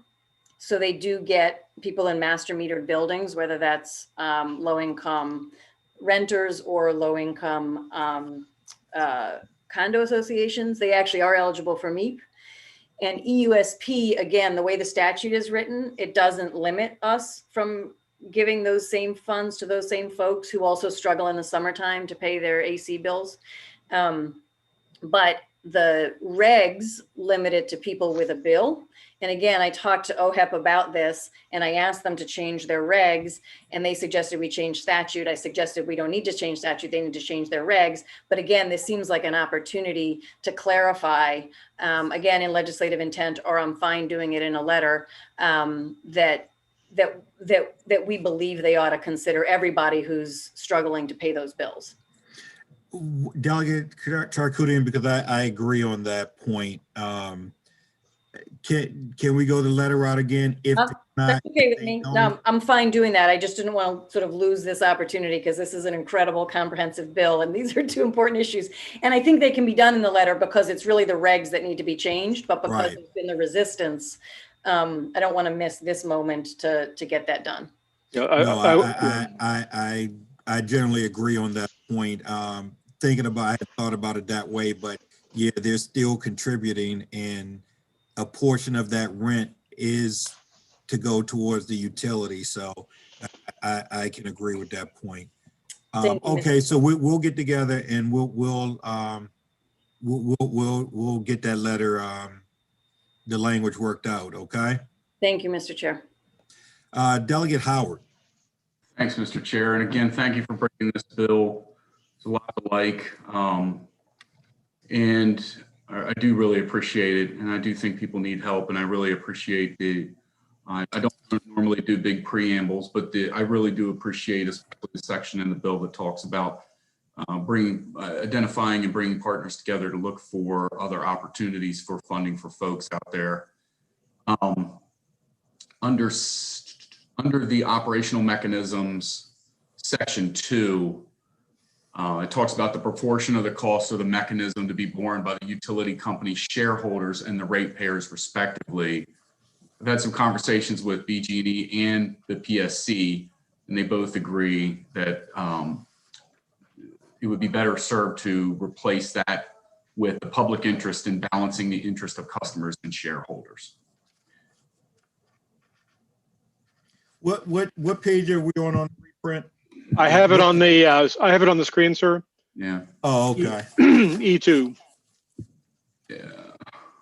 So what are you proposing, Delegate Howard, unless I just, what language are you proposing? Sure. So under section 2, we would completely strike the proportion of the cost of the mechanism to be borne by the utility company shareholders and the ratepayers respectively, and replace that with agreed upon language, again, between BG&E and PSC, the public interest in balancing the interest of customers and shareholders. The public interest in balancing the interests of customers and shareholders. This is it might be ratepayers rather than customers. okay. Yeah. Okay. Yeah. Yeah. Ratepayers and shareholders. Okay. So you're putting that forth as an amendment, Delegate Howard? Yes, sir. Okay. Does anyone have any questions on that? Yes, I do, Mr. Chair. Delegate Walker. So in doing so, is this protecting the customers more, or is it protecting the utilities a little bit more in terms of who's going to pay for it? Well, I would think it would be protecting the customers more because it speaks specifically to public interest and balancing the interest of the customers. And so that's what I'm taking it as. So I'm saying when you take out the ratepayers a little bit more, you're kind of putting it on the utilities to go along with the PSC, and they've agreed upon this. Yes. Okay. Let me just put this in here. Okay. And in such a way that we can read it. This would be as an alternative, if I could ever learn how to type. Sure. Interest in balancing the interests of Customers and shareholders. Okay, customers or ratepayers. Right. Ratepayers and shareholders. Yeah. Yeah. And so this is. Did the PSC agree to this? Yeah, I said that.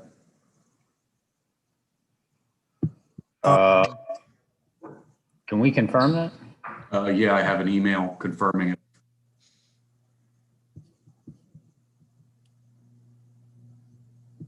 Yeah, I talked to some people too. I'd move favorable on the amendment, Mr. Chair. Well, I have a question. Oh, no, I'm gonna get everybody. Delegate Charkoudian, then Delegate Watson. Thanks, Mr. Chair.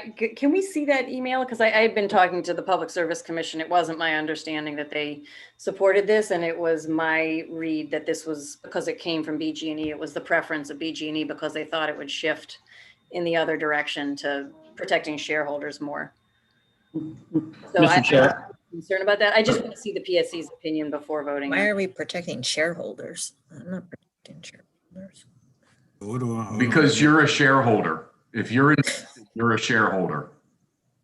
If you have any type of investment out there, because these investments are blended, it's not just, you don't just own Apple or you don't just own Microsoft. These shares are, if you're with T. Rowe Price or you have a 401k in any shape or form, and you do, you are a shareholder, probably to some extent, lesser or greater. So I'm talking about protecting you directly.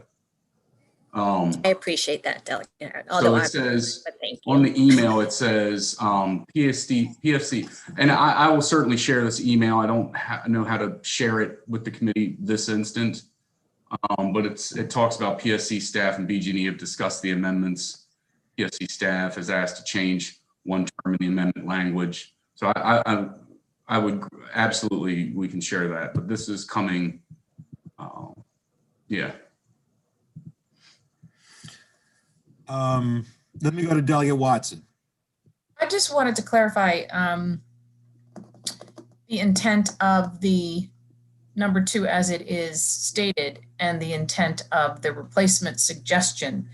Are you saying, Delegate Howard, that what you're suggesting is the intent of number 2 already and you're just saying it in a better way? Yes. Or are you saying that you're changing the intent? No, I'm saying the proportion. I mean, Public Service Commission deals with public interest all the time. Right. I had seen some earlier language that also talked about societal benefits and such that kind of muddied the waters. Right.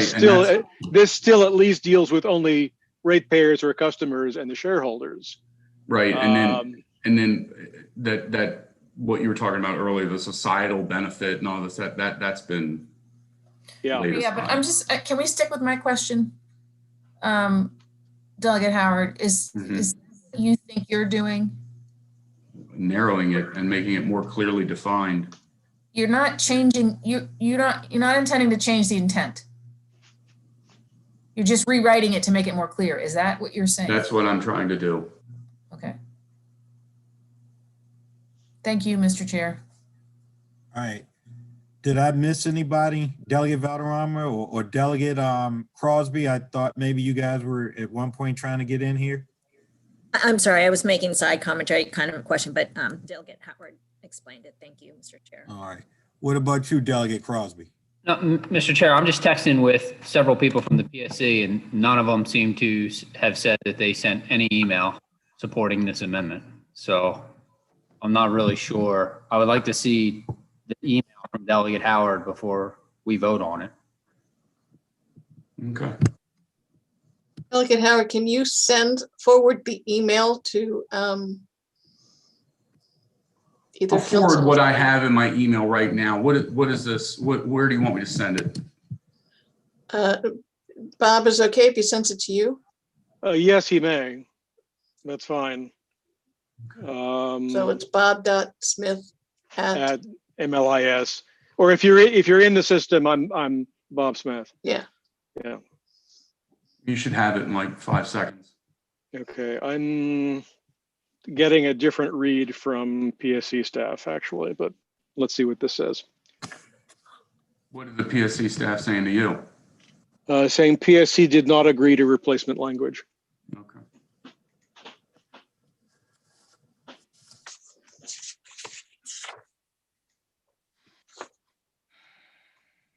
Let me see what this says. All right. This is what Delegate Howard. Can I share this then with the body? Because it's to you. Delegate Howard, you're muted. You're muted. Yeah, go ahead. Okay. This is an email that you forwarded from Brian Quinn at Venable, who says, do you have time for a quick chat? Right. PSC staff and BG have discussed amendments. Staff asked for a change in the one term of the amendment language. As you know, PSC applies a public interest standard, but the amendment to 606 uses the term public good. That actually was and must have been a different language. Right. The revised language would be received, and they say the public interest in balancing interests of customers and shareholders, please call. What it says is PSC staff and BGE have discussed them. It's not saying particularly that PSC or PSC staff agreed to them, as I read that. And I know Brian Quinn is very careful. Okay, then I misspoke and I apologize. Well, I think I'm sure you didn't intend anything. No, I did not. And so, let me speak. The way I read it was that they had spoken. That's the way I read it, Colin. I did not intend to like pull some stunt. Well, Yeah. No, I don't think anybody thought that. No. Okay, I No. just don't want that to be. No, Heavens, don't. No. Heavens no. Heavens no. Okay. But as I say, I read that, it looks like, It says accordingly, PSC would like the amendment to read public interest instead of public good, be a BG does not exempt. okay, if I can read an email, because I sent this language verbatim to, or what I had put in green, verbatim to PSC staff. Their response is, we said we were neutral on whether it came in or out. We stayed out of crafting of any language. We did not agree to any revised language. Okay. So it's up to the committee as to what it feels should be the more appropriate standard. So BG, PSC is completely neutral on this. That's what she said. Okay. All right. Yeah, look, I have the greatest respect for them, but I don't want this to hinge on, one way or the other, whether or not they're supportive of it. At this point, it's before the committee and. Well, I think the amendment was moved. Right. No, and that's what I'm saying. It was moved and seconded and we're at discussion point, but I guess what I'm saying is, it sounds like a lot of this is hinging on whether or not they're supportive of it. And what I'm saying is that's not necessarily necessary. I just want to know, we'll talk through it and then whatever you guys decide, we can rock and roll with that. From top to bottom, I want to go Delegate Watson, Delegate Pippy, Delegate Rogers. So we'll start at Delegate Watson. Yes, could I just please ask Delegate Charkoudian to once again tell us why she doesn't believe this is a good amendment? You said something earlier and I missed it. Can you repeat that? And you're on mute. Is that okay, Mr. Chair? Yes. Sorry. Okay.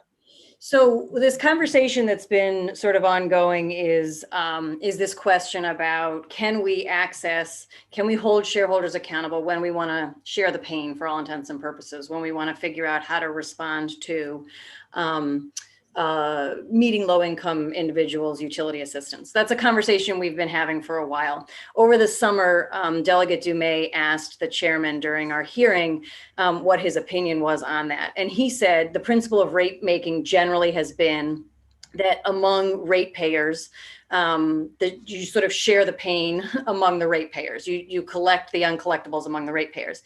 And as I understood what he was saying, and I had some follow-up conversations with him, it doesn't seem that there are statutory or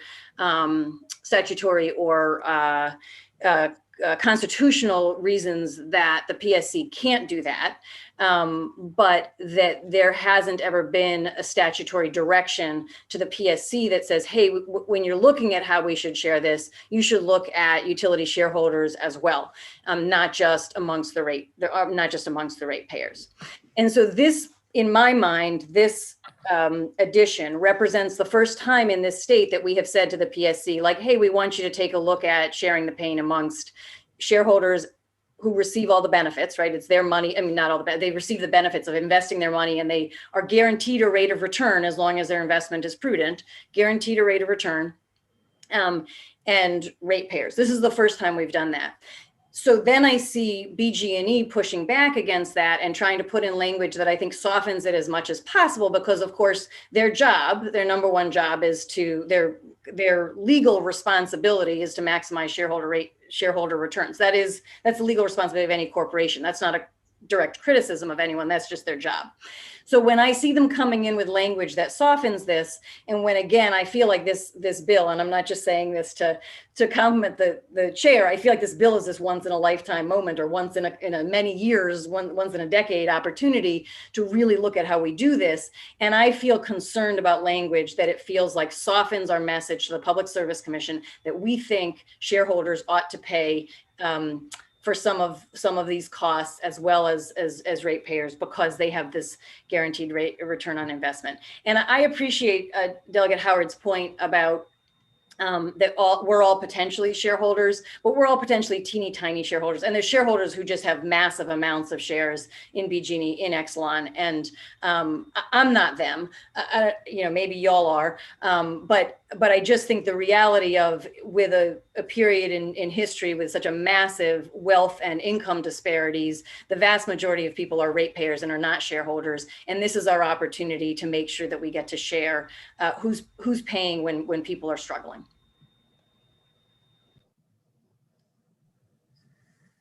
Delegate Watson, you still have the floor.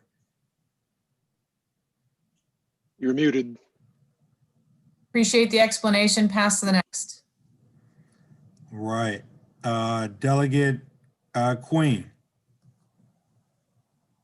Thank you, Mr. Chair. So I guess I want to refer to maybe council or someone can kind of weigh in on this because I think I always get lost with how we phrase things and what legalese, but from anyone on council looking at these two statements, is it different or is it one saying one thing or another? Can somebody weigh in on how does the revised one differ from what's there? If I can, what Delegate Charkoudian mentioned earlier about the ratepayers versus anyone else paying for it is within the context of a standard electrical or utility tariff where there's a contract really between the monopoly provider of the commodity and the public. In this case, these are programs actually that are being proposed by the utility companies themselves, so they're somewhat different. What I would say is the language that the chairman first asked for specifically addresses when evaluating a limited income mechanism, the commission shall consider, specifically deals with the proportion of costs to be borne by the shareholders and the ratepayers respectively. That pretty much highlights that there, a utility company could come in and say the share to be borne by the shareholders is zero, but it's unlikely. By changing over to a public interest standard, it's also dealing specifically with ratepayers and the shareholders of the utility company, but it's perhaps taking a somewhat higher level view as opposed to getting down to the specific number of this percent versus that percent.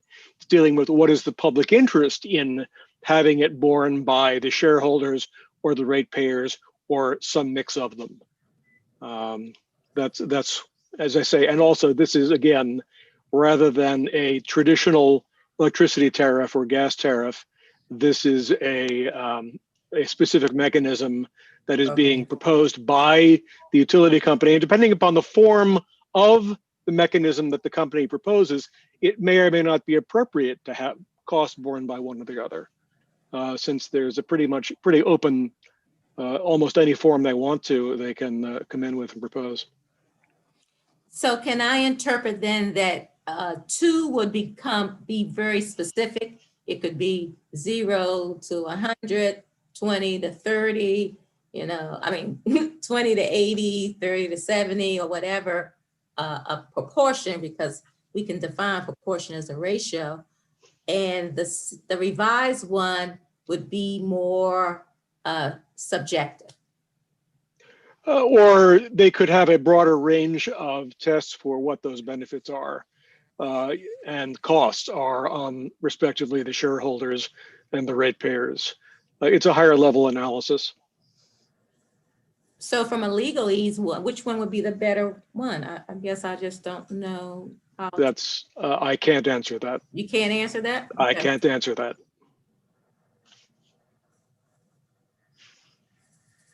Thank you. Delegate Pippi. Thank you, Mr. Chair. I'm just wondering, it was kind of mentioned the 10,000-foot view versus more a narrow view with the new language, regardless of where it may have come from. I mean, is it in the best interest? Because I know the bill is to help people with paying their utilities, right? I mean, and we want to keep the cost down for ratepayers in general and help people that are at a disadvantage, of course. But if we don't consider the big picture, wouldn't that inadvertently lead to higher rate paying for everyone anyways? I mean, is it kind of in the best interest of ratepayers in general when the big picture is considered? And maybe that's just a question for myself, or I don't know, but You'd think.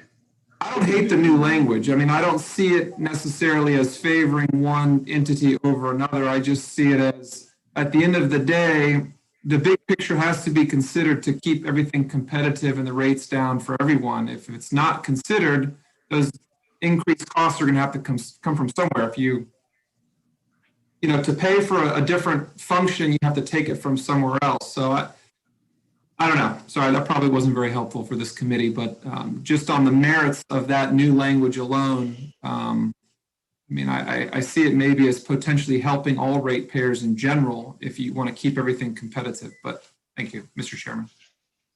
Delegate Mount. Oh, thanks, Chairman. The original language concerns me in that it goes directly to the proportion of the costs, and then linking that directly to not just ratepayers, but you're talking about shareholders. When you get into shareholders and ratepayers, those are apples and oranges. Those are two different things. The shareholders have absolutely no relationship to the business of the company in any form. And then to start this precedent that, we're just, we've got needs and we have needs and we've got needs in all parts of society, that all of a sudden we're just going to address those needs and start linking them directly to shareholders.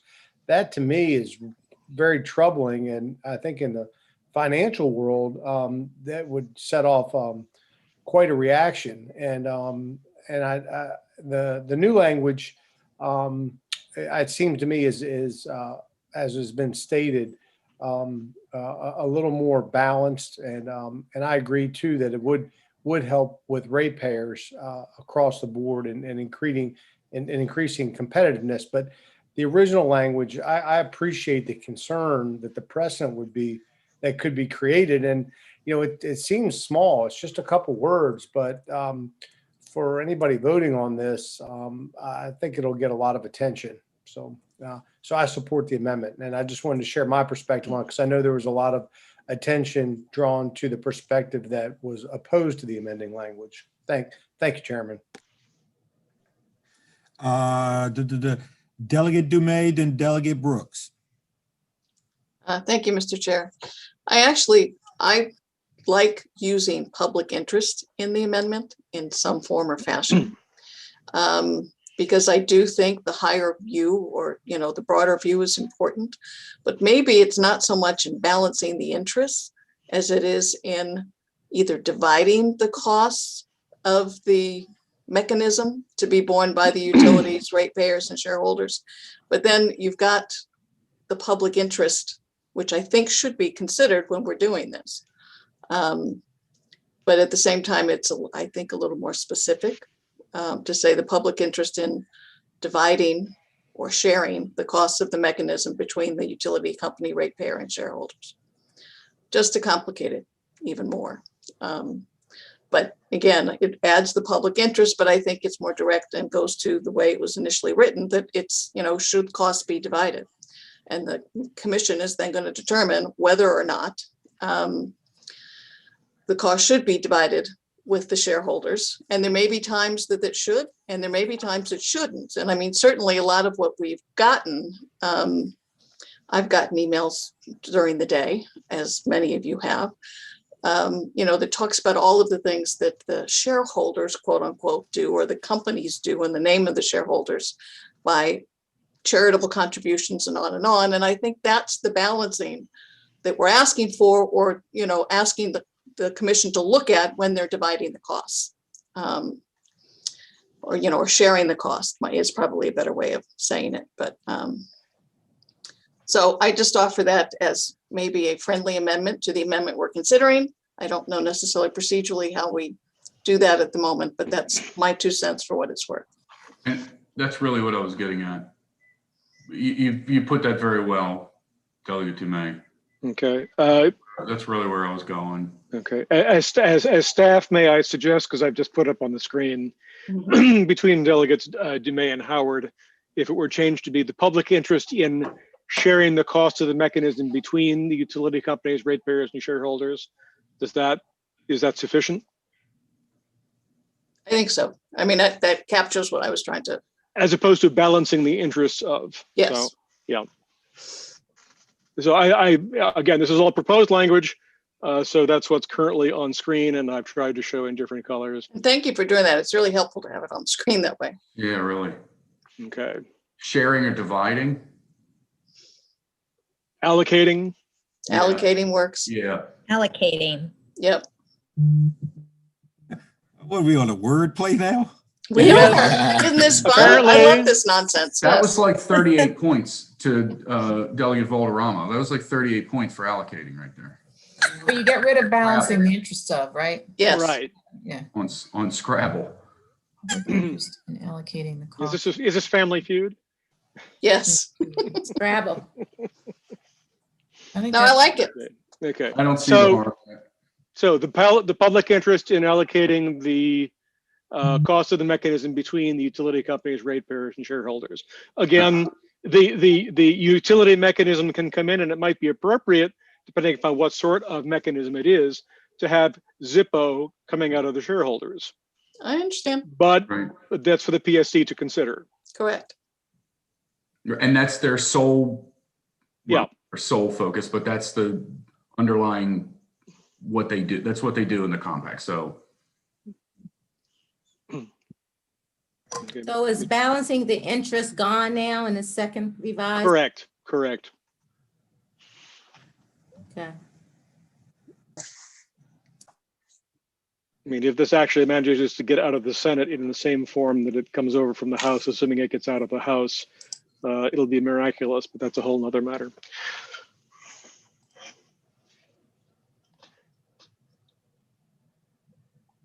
Mr. Chairman. Delegate Brooks. Thanks, Mr. Chair. Council, you can.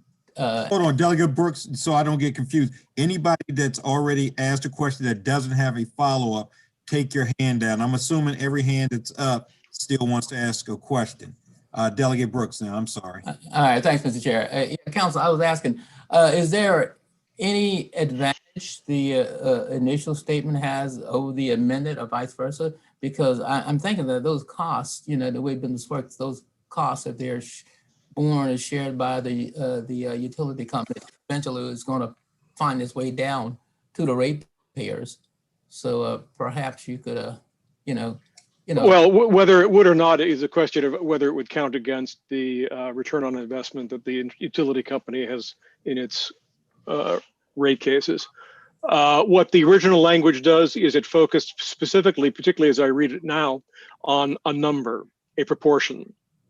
Whereas any of the attempts at revising this language allow other characteristics than simply the number, the dollar amount, to be considered by the commission. Okay. All right. Well, thanks. But that's policy. That's for you guys. I'm just the lawyer. Okay. All right. Thanks. Thanks, Mr. Chair. The Delegate Adams. Thank you, Mr. Chairman. I'll be brief.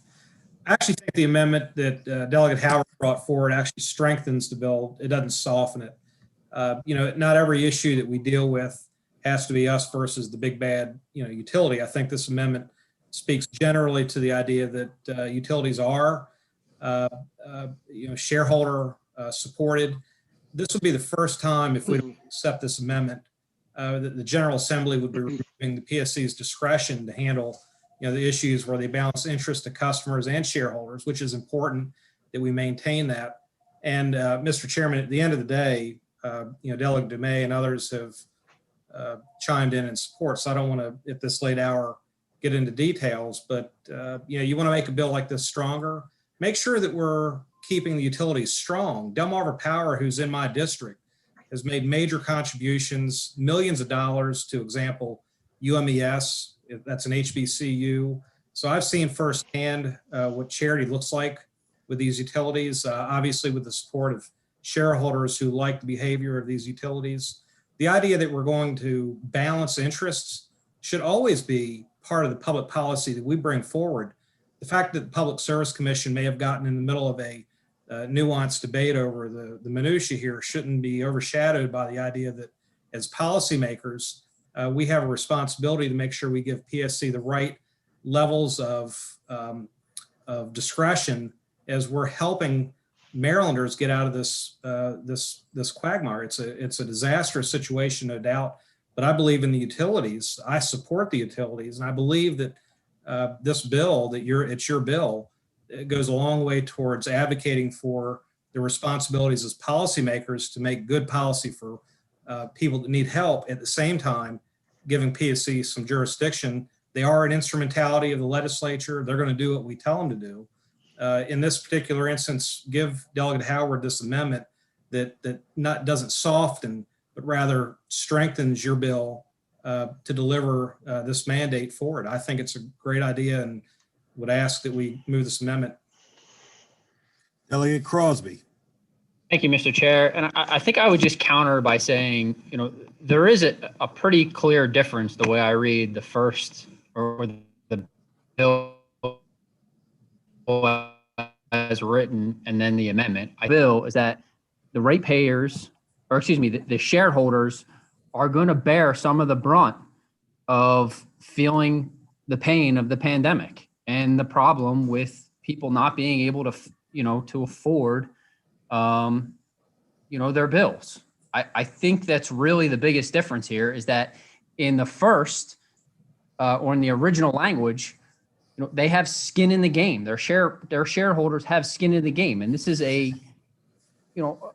basically a shareholder monopoly where they're guaranteed a certain rate of return. And I don't think it's too much to ask for them to put more skin, or at least some skin, in the game and not have anything or not be held accountable like everybody else during this tough time. So, I think that basically what we're saying is, shareholders should pay some along with ratepayers. So that way all the ratepayers don't just bear the brunt of this. That was in my second amendment, so I appreciate your support. I mean, it without the red language that Bob added, it says the public interest in the utility companies, ratepayers, and shareholders. So I'm not sure.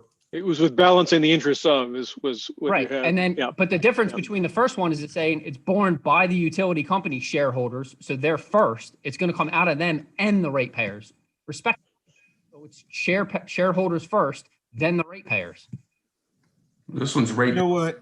Shareholders. Hold equally. on, guys. Let me do something because this isn't moving, and I need to move it along. Let me back up. Bob, can we go back to letter E, section E? Yeah. Because this all falls under E, right? Correct. It's under there. It says, in evaluating a limited income mechanism, the commission shall consider.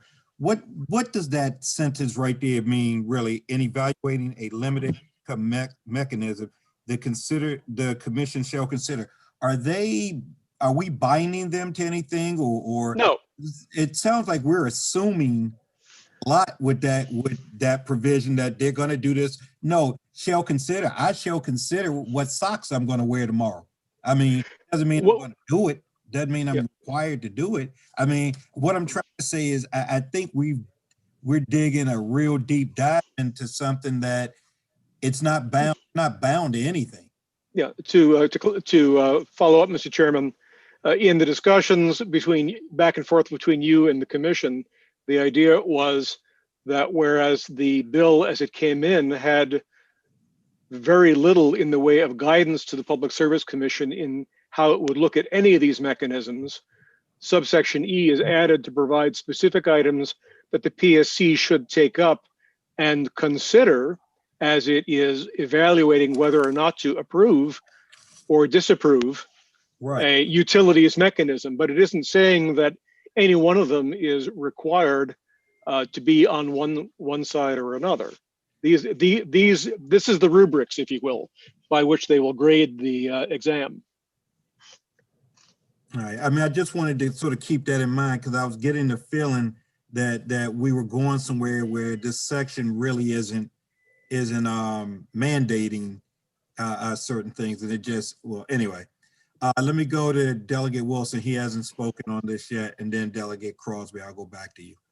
Mr. Chair, my question goes kind of to what you were talking about, because, and when they talk about shall consider, if we take all the amendment language out, would the PSC still be considering the actions of the shareholders, the donations, and all the things that they do for the community in the balancing act of who pays what? That's for the lawyer. Oh, sorry. Apologize, Bob. No, they would certainly be able to take notice of that, and I would hope that the utilities, as they propose these mechanisms, would be including that in their filings, and that would certainly be within the record. And so, and what I'm trying to get to is, I felt like we just got really wrapped around the axle on, just the words, like the chairman said, this is all consider. So if we don't have any of the amendment language, none. Right. They could still consider everything that we're trying to amend in there, correct? Exactly. And there is no specific order, there's no specific weight that would be given, correct? Correct. And so, because, yeah, I agree with some of you guys, to dismiss, the shareholders, their responsibilities, the things that they do for the community. I agree that they shouldn't. I don't think that even without these amendments that they will, or they will be able to. I think that the individual BG&E and them, they could include all that in how they lay out what they're doing. And I'm not saying that, and especially due to our discussion here, if that's what we are all understanding, legislative intent is that they be allowed to conclude all this. I don't think we need to really haggle about the wording of this language. I mean, and no offense about the amendment, but if that's what everybody's wrapped around the axle on, I mean, I don't see, they're still gonna be able to do as they please with this. We're really just arguing semantics. And as Delegate Charkoudian said, are we sharpening the language or softening the language? I just want to make sure we have the language in there. I want to make sure it keeps it as open as we can, if this amendment doesn't make it better, if this amendment doesn't include something that was already not there, I don't really see the necessity of it.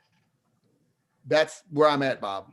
Yeah, no, it was included because that was something that came up very strongly in the committee's proceedings during the fall and dealing with terminations and related proceedings. That's why it was in there in the first place. Got you. That's all, Mr. Chair. Madam Vice Chair. I just think it's important that we give them the direction that they can in fact consider the public interest in. But I did struggle with the balancing of the interest in, as I indicated, and I actually think allocating the cost of the mechanism between is even stronger than the initial language. So, I think the public interest in allocating the cost of the mechanism between the companies, ratepayers, and shareholders is much more direct than just the proportion of. And so that's amendment language, but I think it's stronger. And I think because the PSC understands the public interest consideration, that it should be there. And I'm not trying to protect the shareholders. I imagine in my 401k, I may have some utility routine. I couldn't tell you if I have a guaranteed rate of return or not. But at the same time, I think the companies are making these decisions about charitable contributions and contributing to other sorts of things in communities, based on what they think is good for the company, and the shareholders are paying for that. So, but I want to bring them in too. I'm agreeing with, Delegate Charkoudian that, there's no reason to leave them completely out. And if we specifically say allocate, I think they're in. Or at least the Public Service Commission has the ability to consider it. I'll be quiet, sorry. No, this is good discussion. Delegate Charkoudian. Thank you, Mr. Chair. Yeah, I think I appreciate all the private donations made by the companies. I think that in the end, though, they get to decide how much and how little they want to give. And this is what's different between these companies and other companies is they have a monopoly. It's a monopoly. It's a regulated monopoly, and they have a guaranteed rate of return as long as they follow certain rules. And so that really does make this different than other companies that might determine what's best for their company and then figure out what's left at the end of the year and make their charitable contributions. And so I do think it's appropriate public policy for us to direct the Public Service Commission to pull a portion of the money that's going to support this effort from the shareholders. I'm open to the different language pieces. I appreciate Delegate Wilson's comments. I appreciate Delegate Dumay's comments. I think allocating the costs of the mechanism is similar and gets at the same point. I think it sends that message. So I would be open to that language. I wonder if we could flip the language so it's more parallel to what we have above. So it says allocating the cost between the company's shareholders and ratepayers as the chairman's language originally had. And then I'd be fine with, I do think that the Public Service Commission is always responsible for the public interest. It's in, all of their broad language, but I don't have a problem with using that again here. So I'm open to that, and I appreciate the creative thinking, Delegate Dumay and Madam Vice Chair, in trying to pull those pieces together. Delegate Adams, then Delegate Howard. Mr. Chairman, now I get a chance to rebut Delegate Charkoudian, but it sounds like to me that she's sort of on the same board as I am on this. I don't feel like I'm tied around the axle on this. Well, then I changed my mind. Well, I mean, I'm saying that the Public Service Commission, and thank you, Delegate Charkoudian. We've always counted on the Public Service Commission to leverage their decision-making off of the public interest against the ratepayer. I just think that we've got in this amendment, it's important enough for me to kind of go to the mat on. I've sat on the sidelines almost all day today. But just remember that whatever we do as a legislature, the PSC will do, but it also sends a signal to the marketplace. These utilities are responsible to the shareholders, and we're not asking a lot by way of this amendment. Delegate Howard's brought a responsible amendment forward, and how you word it, look, up to the chairman's discretion, but I think we need to make sure we always keep the Public Service Commission in the place that it belongs, and that is being the balancer, and they are the regulator, right? So you're right, the utilities are monopolies, but they're also regulated. Let's give this regulator the right amount of discretion. Let's do it here and in fact make the bill stronger. Sorry, Mr. Chairman, I'm on my soapbox. No, I mean, I'm fine with whatever you guys decide. I just want to make sure everybody's comfortable with what direction we go. Delegate Howard. Well, again, just the amendment includes the public interest, which isn't included in the original language. I think that's more responsible and a little bit broader view. Secondly, there was a comment made earlier about, proportion of shareholders, and again, it's just this sort of pervasive poisonous mentality of that there's some 7 or 8 people somewhere with monocles and big bags of money. We're all shareholders. We're all shareholders. If you have a 401k, if your kids have a 401k, or any type of investment portfolio, we are all shareholders. So we're all part of this. And, I just, the whole argument about ratepayers and shareholders, or shareholders and ratepayers, I mean, this is the commission's responsibility to assess the allocating of this. This is what they do. And this is a good amendment. Talks about public interest, talks about the shareholders and the ratepayers. And I would move I would press the amendment in its original form. All right, this is what I'm gonna do, because now we're going round and round. I'm gonna go Delegate Queen, Delegate Charkoudian, and then we need to vote, guys. Thank you, Mr. Chair. I was hoping that I could help to end the debate and move the amendment, the revised amendment. I just wanted to make the comment, as was alluded to. You're right, we all are shareholders in some form, and if you follow what the investment intent is, there's a lot of movement towards social investment.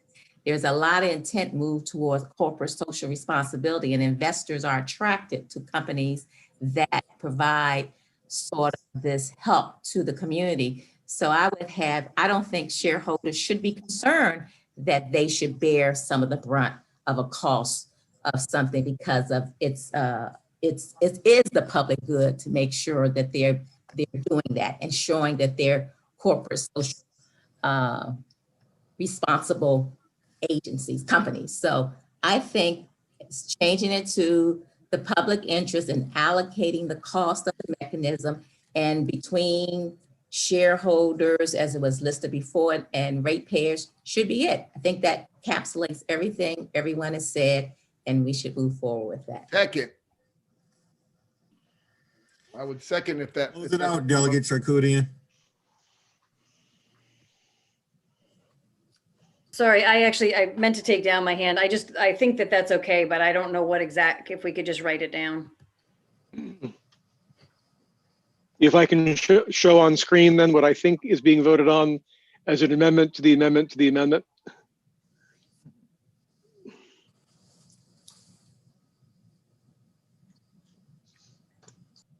Y'all can see that. So instead of the blue language, which is what's in the chairman's amendment, it would be the commission shall consider the public interest in allocating the cost of the mechanism between the utility companies, ratepayers, and shareholders. So you've got public interest, you've got the two parties, you have the concept that they're allocating one way or another, or zero. And that's one of 7 criteria they can specifically look at, along with anything else they feel like.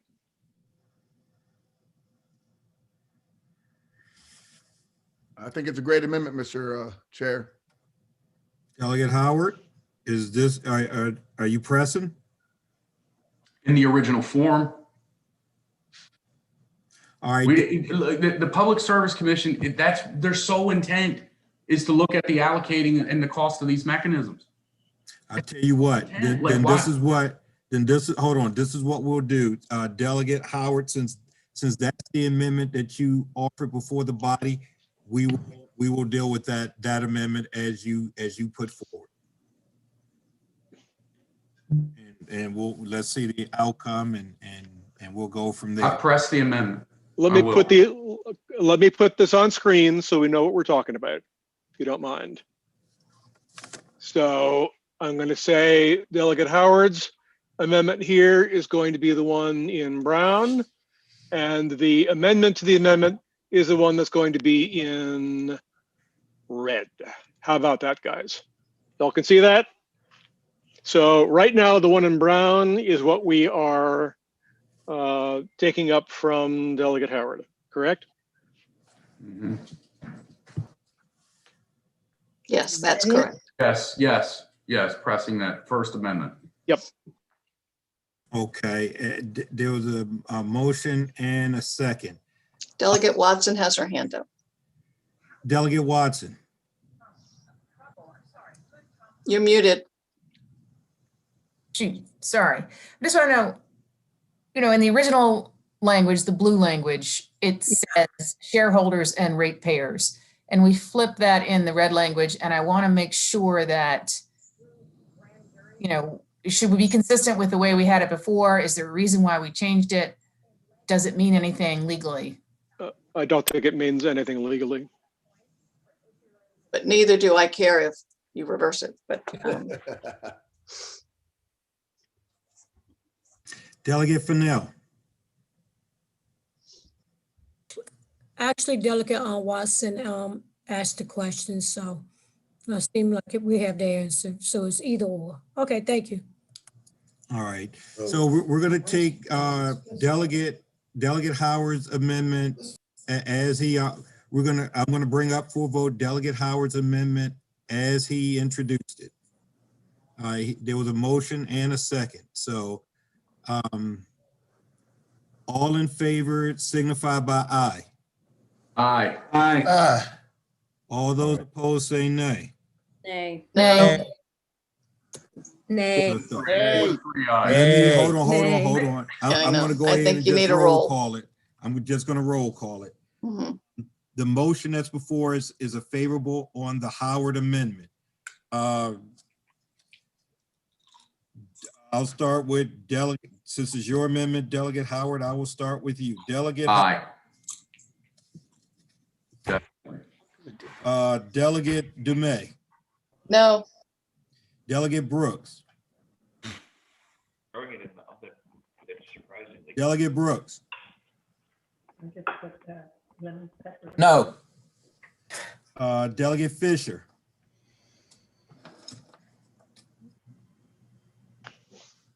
Delegate Fisher. Are you muted? Are you there? All right, let me move on then. Delegate Queen. No, right? The motion is for favorable. So are you yes or no on the favorable motion on the Howard amendment? No. Delegate Turner. No, and explaining my vote. So I'm not quite clear on this. Are we out the blue language and put Correct. the brown language in? Correct. What we doing? Yes. Yes. Okay, I got it. No. All right. Delegate Rogers.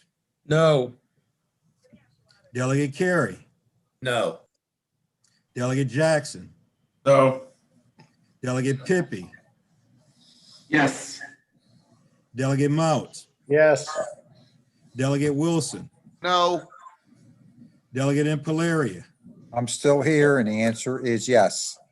Delegate Branch. Yes. Delegate Valderrama. Respectfully, Delegate Howard, no. Delegate Walker. No. Delegate Chi. No. Delegate Adams. Aye. Delegate Aarons. Aye. Delegate Fennell. Respectfully, no. Delegate Charkoudian. No. Delegate Crosby. No. Delegate Watson. No, I think the suggested language from Delegate Dumais is more clear. That's what you just said by your vote. Colleagues, Okay. thank you very much. And again, I apologize. I did not mean any type of, I read that email as that being pertinent to a conversation between BGE and PSC. And I just want to make that very, very clear. Sure. It's reading on my part, and I apologize. Don't worry. Don't worry. We know the education level's a little. I know, but just it's an integrity issue, and I don't want to fight them, and all over this type of stuff. I just No, don't. we didn't take it that way. Yeah. Okay. And I would never wish to impugn your integrity. No, I knew you Howard. weren't, Yeah. Bob. I knew you weren't. Now, Delegate Wilson's on the other hand, we're fine with. Right. I'm totally fine with calling that into question. Yeah, no, we're good. Chair. All right. So does anybody want to offer anything else on that, the subsequent or? Oh, Yes. I'll offer the amendment in red.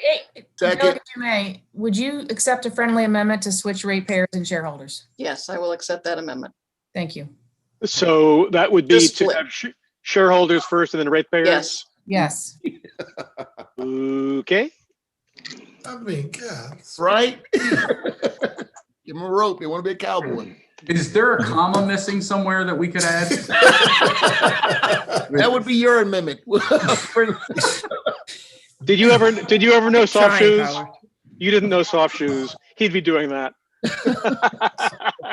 And with that friendly amendment, I move the amendment in red on the screen. Second. Second. Can you add a space after the word payers? And a fire emoji. Let Getting me see. punchy. I don't think we have emojis in here. Sorry, buddies. But this isn't email. Okay, Let's be Mr. serious. Chairman. Is there a second? I Second. seconded it. There was a second, so No, I vote with it. On the amendment? To the amendment?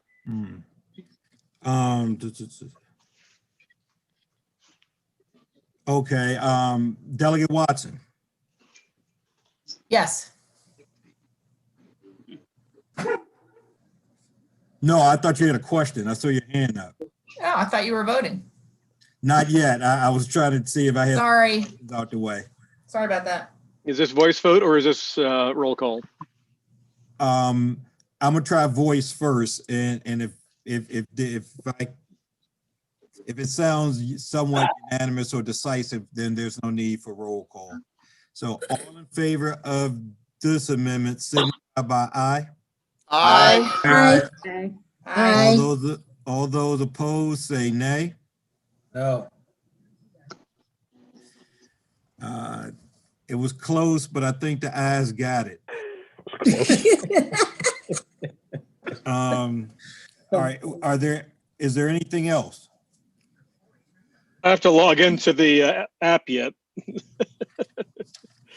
On the iPad because it expired. Okay, so this is the amendment. So now it would be on the chairman's amendments as amended. Move the bill as amended. Second. Second. Moved and properly seconded. Madam Vice Chair, yes. Delegate Brooks, Yes. Delegate Fisher. Fisher must be gone. Delegate Queen, Yes. Delegate Turner, Yes. Delegate Rogers, Yes. Delegate Carey, Yes. Delegate Jackson, Yes. Delegate Pippy, Oh, Where's Pippi? Yes. Delegate Mount, No. Delegate Wilson, Yes. Delegate Impalaria, No. Delegate Branch, Yes. Delegate Valderrama, Aye. Delegate Walker, Yes. Delegate Chi, Yes. Delegate Adams, No. Delegate Aaron's, No. Delegate Fennell, Yes. Delegate Charkoudian, Yes. Delegate Howard. No. I miss Delegate Miller. Delegate Crosby Yes. and Delegate Watson. Yes. Mr. All Chair, right. Mr. Chair, do we want to give Delegate Pippy a chance to switch his vote? I don't think he requested it. He voted yes. yeah. Oh, my bad. Delegate Pippy, did you make an error? Yeah, I mean, He was the first R called, Mr. Chair. it was a tough call. I mean, respectfully, yes, I'd like to change my vote to no. All due respect. Fair enough. What are we doing with Delegate Fisher? Delegate Fisher is excused. Thank you. So is that 16601? Yes. Yes, that's what I got too. Okay.